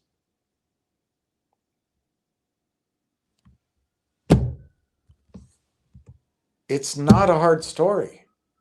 And you don't have to listen to all the FUD from Tony and the self-congratulations. It's a simple story. You know that 100 million is going to transfer over to the shared revenue. You know that TELUS is going to grow its shared revenue to 2 billion over 2 years. Maybe 3 years, whatever, however you count 2028. And you know that Railtown is going to take this model a la Uniserv to other places. You know that Uniserv is not going to have a hard time moving their own clients to their own data center. You know that Railtown is not going to have a hard time moving its own data network companies to TELUS. And you know, unlike what Tony tells you, you don't have to wait for revenues. That's stupid to wait for revenues. Or did I call him stupid? You don't wait for revenues. It's going to be projected. Projected. That's what's going to change the story. And as the story gets out, there are people in Canada that know the story that cannot buy it. And of course, you're saying, well, why aren't they buying it? If they know the story, why wouldn't they buy? Well, they signed documents. Or they don't want to break the law. Well, of course they break the law if they're going to make money. No, not everybody breaks the law. Most people don't. So it's a simple story. You know 100 million shared revenue that's in the bag. Railtown controls that network. You don't know when, but when doesn't matter. It's just projection. And once it comes over, it lasts forever, as far as we're concerned. You know TELUS is going to put a campaign to move their own customers there. And they have probably, I don't know if they have all the companies and enterprises in Canada, but they have a large chunk of them. You know they're going to do it. What resistance are they going to meet? Everybody wants NVIDIA. Everybody wants to pay half price on the electricity.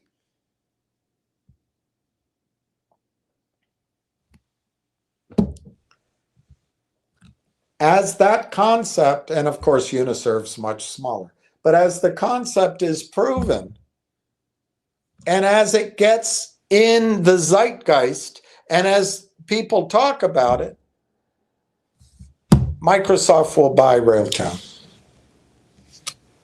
or one of the other companies. It's not a hard story. Unlike all the competitors, Railtown knows where its revenue is going to come from. And the revenue is going to be massive. It could be 100, 200, 300 million projected by somebody could project that now. I don't know if they will.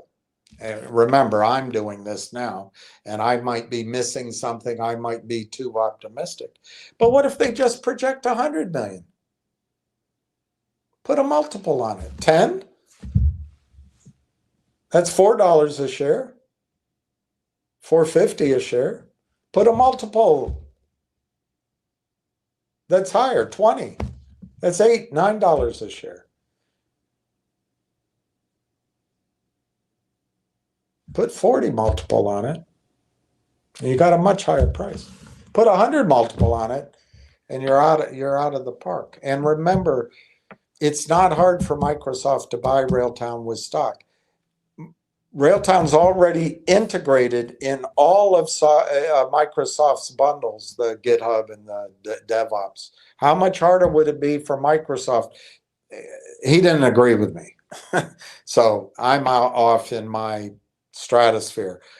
I said, would Microsoft pay 40 billion? He didn't say a word. I think he thought I was loony. But I don't see why they wouldn't pay 40 billion. And then bundle it into their existing network, and all of a sudden that 40 billion is worth 400 billion. You know? But guys, it's just such a simple story. Railtown finally, after putting us through quite a lot of stress, and I don't think I knew the whole story.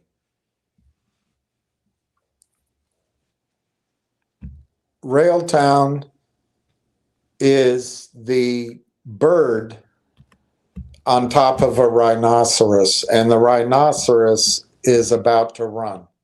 The rhinoceroses tell us Railtown will just go with it.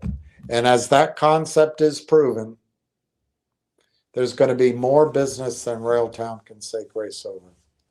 And before Railtown gets too strong and too expensive, I think Microsoft will try to buy them. Now, it could be somebody else. My favorite is Microsoft, but it could be somebody else. And then there'll be a bidding war. That's my opinion. So with that, let me go through your comments. Scott Day bought another 323. That's awesome. I'll write that down. Not that I will know where to put it. But I'll write it down. I'll try to find it because I don't know Scott Day.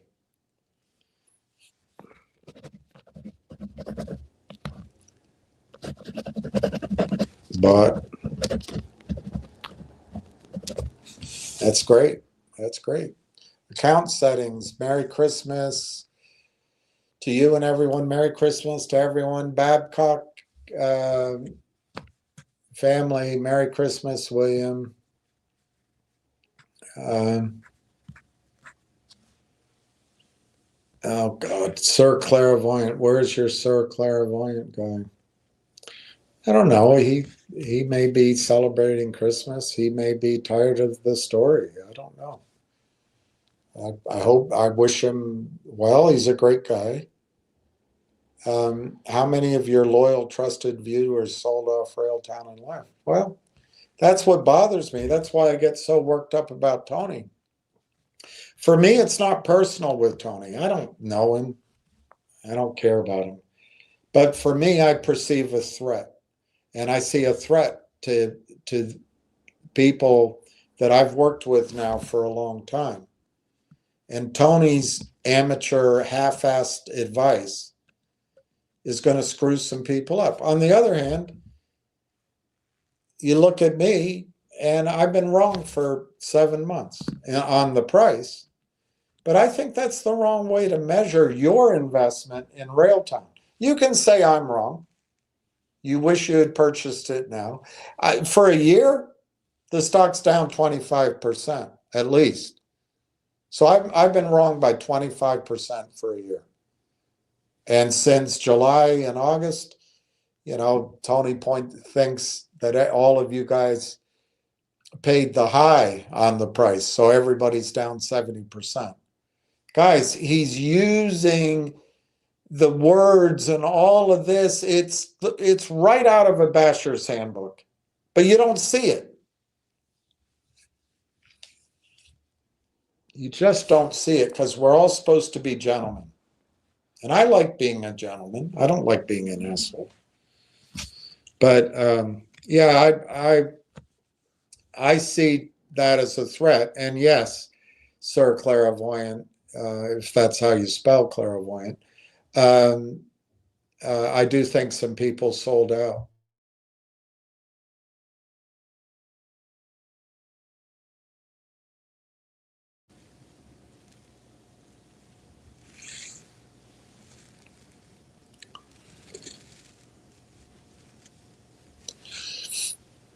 Jimbo Whitefire, Merry Christmas, Bill, and all watching. Merry Christmas to you.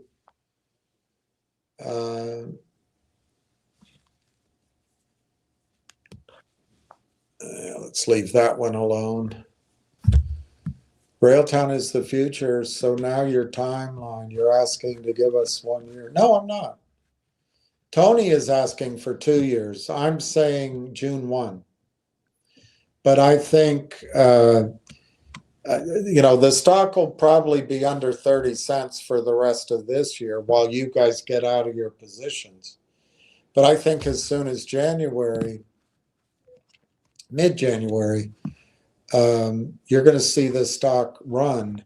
And I don't know when this guy's going to put out his report. I don't know what kind of following they have. When he put out this report originally, his model was boring. Now he has the full TELUS model, but he had a target of $2. It didn't even go there. So I don't know how powerful this research capital research is. It might just be a front to get companies to sign toxic notes. I don't know. But if it's well written and if people follow it and it comes out, let's say, January 5th, I think the stock could be $1. I hope not. I'd like to try to buy some, but I don't think I'm going to get a chance. So yeah, I'm not asking people to take a year at all. But on the other hand, I never told people that they should day trade this or it was a trading stock. This was never hot money.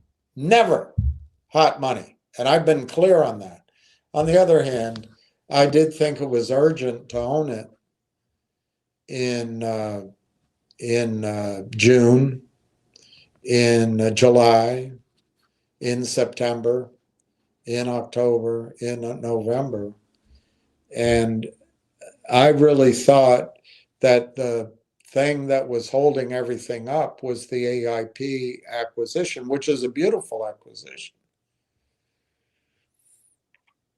And I think looking back on it, that's part of the delay, but I think the rest of the delay, frankly, is TELUS. It looks like TELUS is the delay. TELUS and Railtown made an announcement about 6 weeks ago, but you know what's missing from that is a revenue split, which I don't think we'll ever see. An explanation of how it's going to work. Perhaps they have to discuss the large language model and the ADK. I don't know. Perhaps, I'm just guessing here, but perhaps TELUS has to announce, you know what? We announced that our data center opened in, I forget, June, in the summer. But we've spent the last months, mopping the floors and painting in the corner and turning on all the valves and running electricity through it and seeing if the hydropower works at all scenarios, testing the NVIDIA chips, seeing if our racks are all lined up correctly. So we've spent the last 6 months doing that. Maybe they need to announce that. I don't know. But they have to announce something. And I think it's TELUS that's holding everything up. So anyway. But no, I'm not asking to give 1 year at all. $6 by September, October. Well, I think you could see $6 by February or March. But if you're so blockheaded that you don't want to allow for the fact that the buyers still can't buy, do you understand that? Probably you do, because you're probably one of the shorts. But the buyers still can't buy. The story still isn't told. The companies come out of the gates telling their story. And if you don't think they're serious, the first person they talked to was Tony De Niro. That is commitment to getting the story out. So they're going to get the story out. So they didn't do it in August. They didn't do it in September. AIP didn't close until November. So yeah, you can make fun of that call, but I think there's reasons. Sir Clairvoyant, forget $6. I'll give it 90 cents. See, guys, everybody, and this is what I want you to be careful of. They're going to tell you when it's 90 cents, get out, because they need, for their own reasons, they need to cover their positions. Please, anything that gets this to 90 cents, unless there's a gigantic shift, which there could be, we always have to be ready for new information. Anything that gets this to 90 cents can get it to $9. And anything that gets it to $9 can get it to much higher prices. So please don't listen to this. You can't do it. But I'm not going to fight it anymore. It just makes me too angry. Can't even achieve that. Ha ha ha, Joker, if the century. New timeline is June. Look, let me be clear. I think May 15th is when we know we will get revenues announced for the first quarter. That's what I'm saying. And from May 15th, give it a week or two to process revenues. That's why I say June 1. But I'm not telling you to wait till June for the stock to go up. I'm not telling you to wait till June to buy it. I think you could see research. I actually think you could see research next week. But I don't think so. I think first week of January. And if you wait for Railtown to talk about their revenues, you're going to miss the boat. Because as soon as TELUS is out banging TELUS's drum, which I'm sure they will, smart people that give their real names are going to say, okay, what's going on here? Who are they using for their large language model? Who are they using for their ADK? Who are they using for their observability tools? How big is the TELUS data center? You'll miss it if you're waiting for Railtown to disclose revenues. TELUS will start talking about their own goals. They already have. TELUS has already said $2 billion. Only a fudster couldn't acknowledge that if $2 billion is going to go, and that's an assumption, is going to go through the new data center. But where else is it going to go? They only have one data center that's up to par. And if Conductor is the layer for ADKs, I'm not sure that's an assumption. You might qualify that. Then that $2 billion is going to go through Railtown. What's the split? We don't know the split. Well, $2 billion at 10% is $200 million. I think 10% is too low, but you might say $2 billion is too high. $2 billion at 20% is $400 million in revenue to Railtown in 2028 or 29. But you just have to project it. And if it's going there, the market will discount it in the stock price. So if you're waiting for Railtown to tell you revenue, you're missing where to look. You got to look at TELUS. So anyway, that's what I mean by that. No more week-by-week push-out. I never did the week-by-week push-out, but I did do the urgency. I did do that week.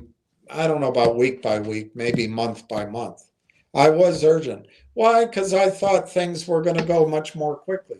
I don't think my information was particularly good. But I don't think it's, I don't think it's wrong in magnitude. It's just delayed 6 months. So you're ridiculing me. So people get in the fear, uncertainty, and doubt. Tony's coming in with his diversify and all that crap. It's so people.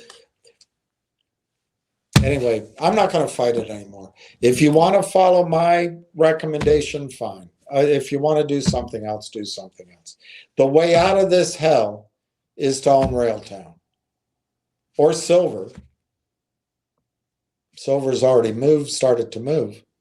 And then there's other stories that I'm going to work on. I'm not going to, I don't want to be in this hell with people named Sir Clairvoyant.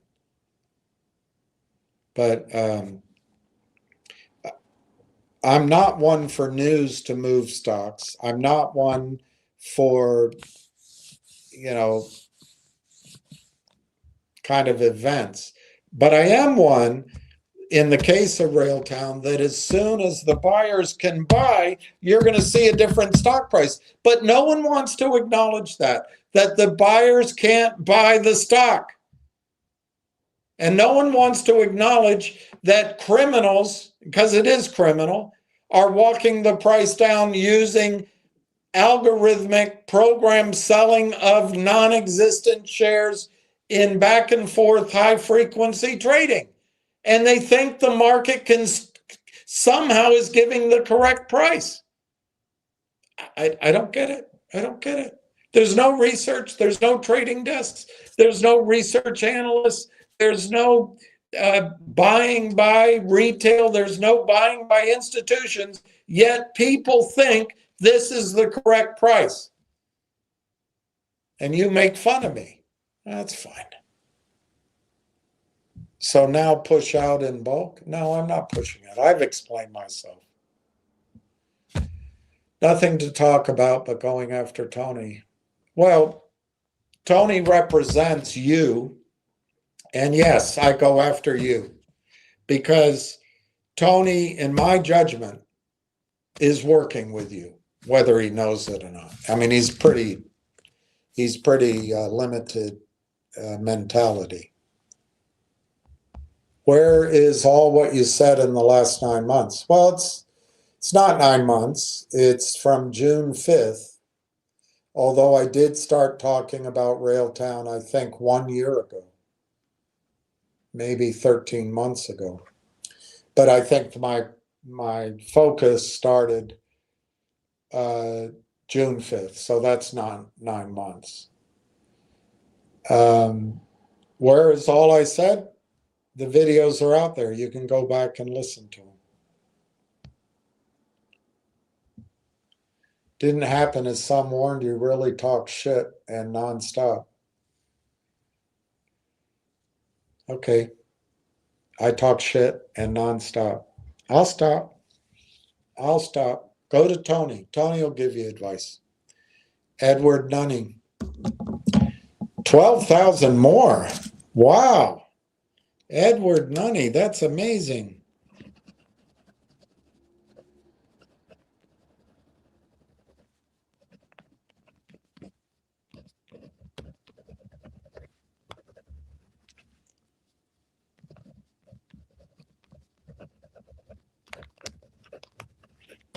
Good for you, Edward. That congratulations. Merry Christmas. Sir Clairvoyant, please change Lang Chain to Lang Chow. I don't know what that means. Sir Clairvoyant, but shorts, but criminals, but now it's Tony. No, I don't care about Tony. There's nothing personal with Tony. I got to tell you, he's a great guy. He's looking out for investors. Sir Clairvoyant, always finding ways to pin it on someone these 3 years. I'm not pinning it on anybody. How many times do I have to say? I've been wrong in my call since June on the price. But that doesn't mean I'm wrong on the fundamentals of the company. And that does not mean I'm wrong on what's going to happen with Railtown. There is a risk that the market crashes next year.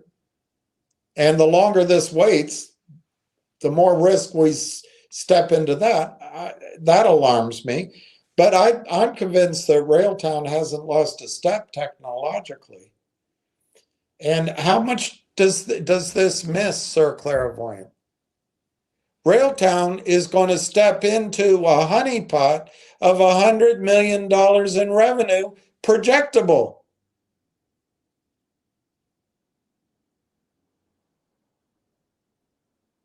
If you don't want to believe that, just go from the 100 million shared revenue and they'll step into $15 million in 100% revenue. But it's going to be a big number and it's going to grow. And right now, no one's telling the story. Tony can't tell the story. He prefers his own due diligence. He had a chat with the CEO. If that's not transparent to people that he's working with the shorts, I mean, I'm worked up. So, maybe I'm wrong. Maybe Tony is just being reasonable.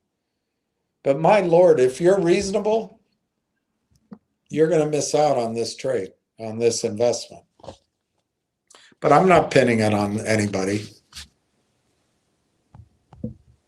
Warned you about this host. He's never right about anything, period. Whatever. Merry Christmas and Happy Hanukkah. Well, Hanukkah's over, but Happy Hanukkah to you.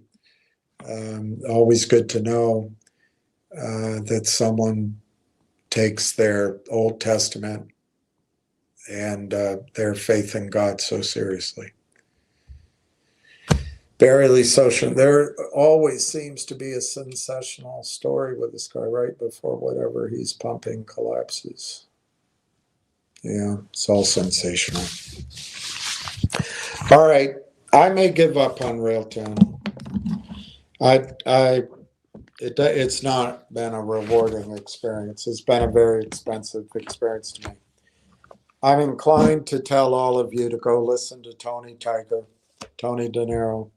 He's an honest guy. He's called it, so I'm sure he'll call it from here for you.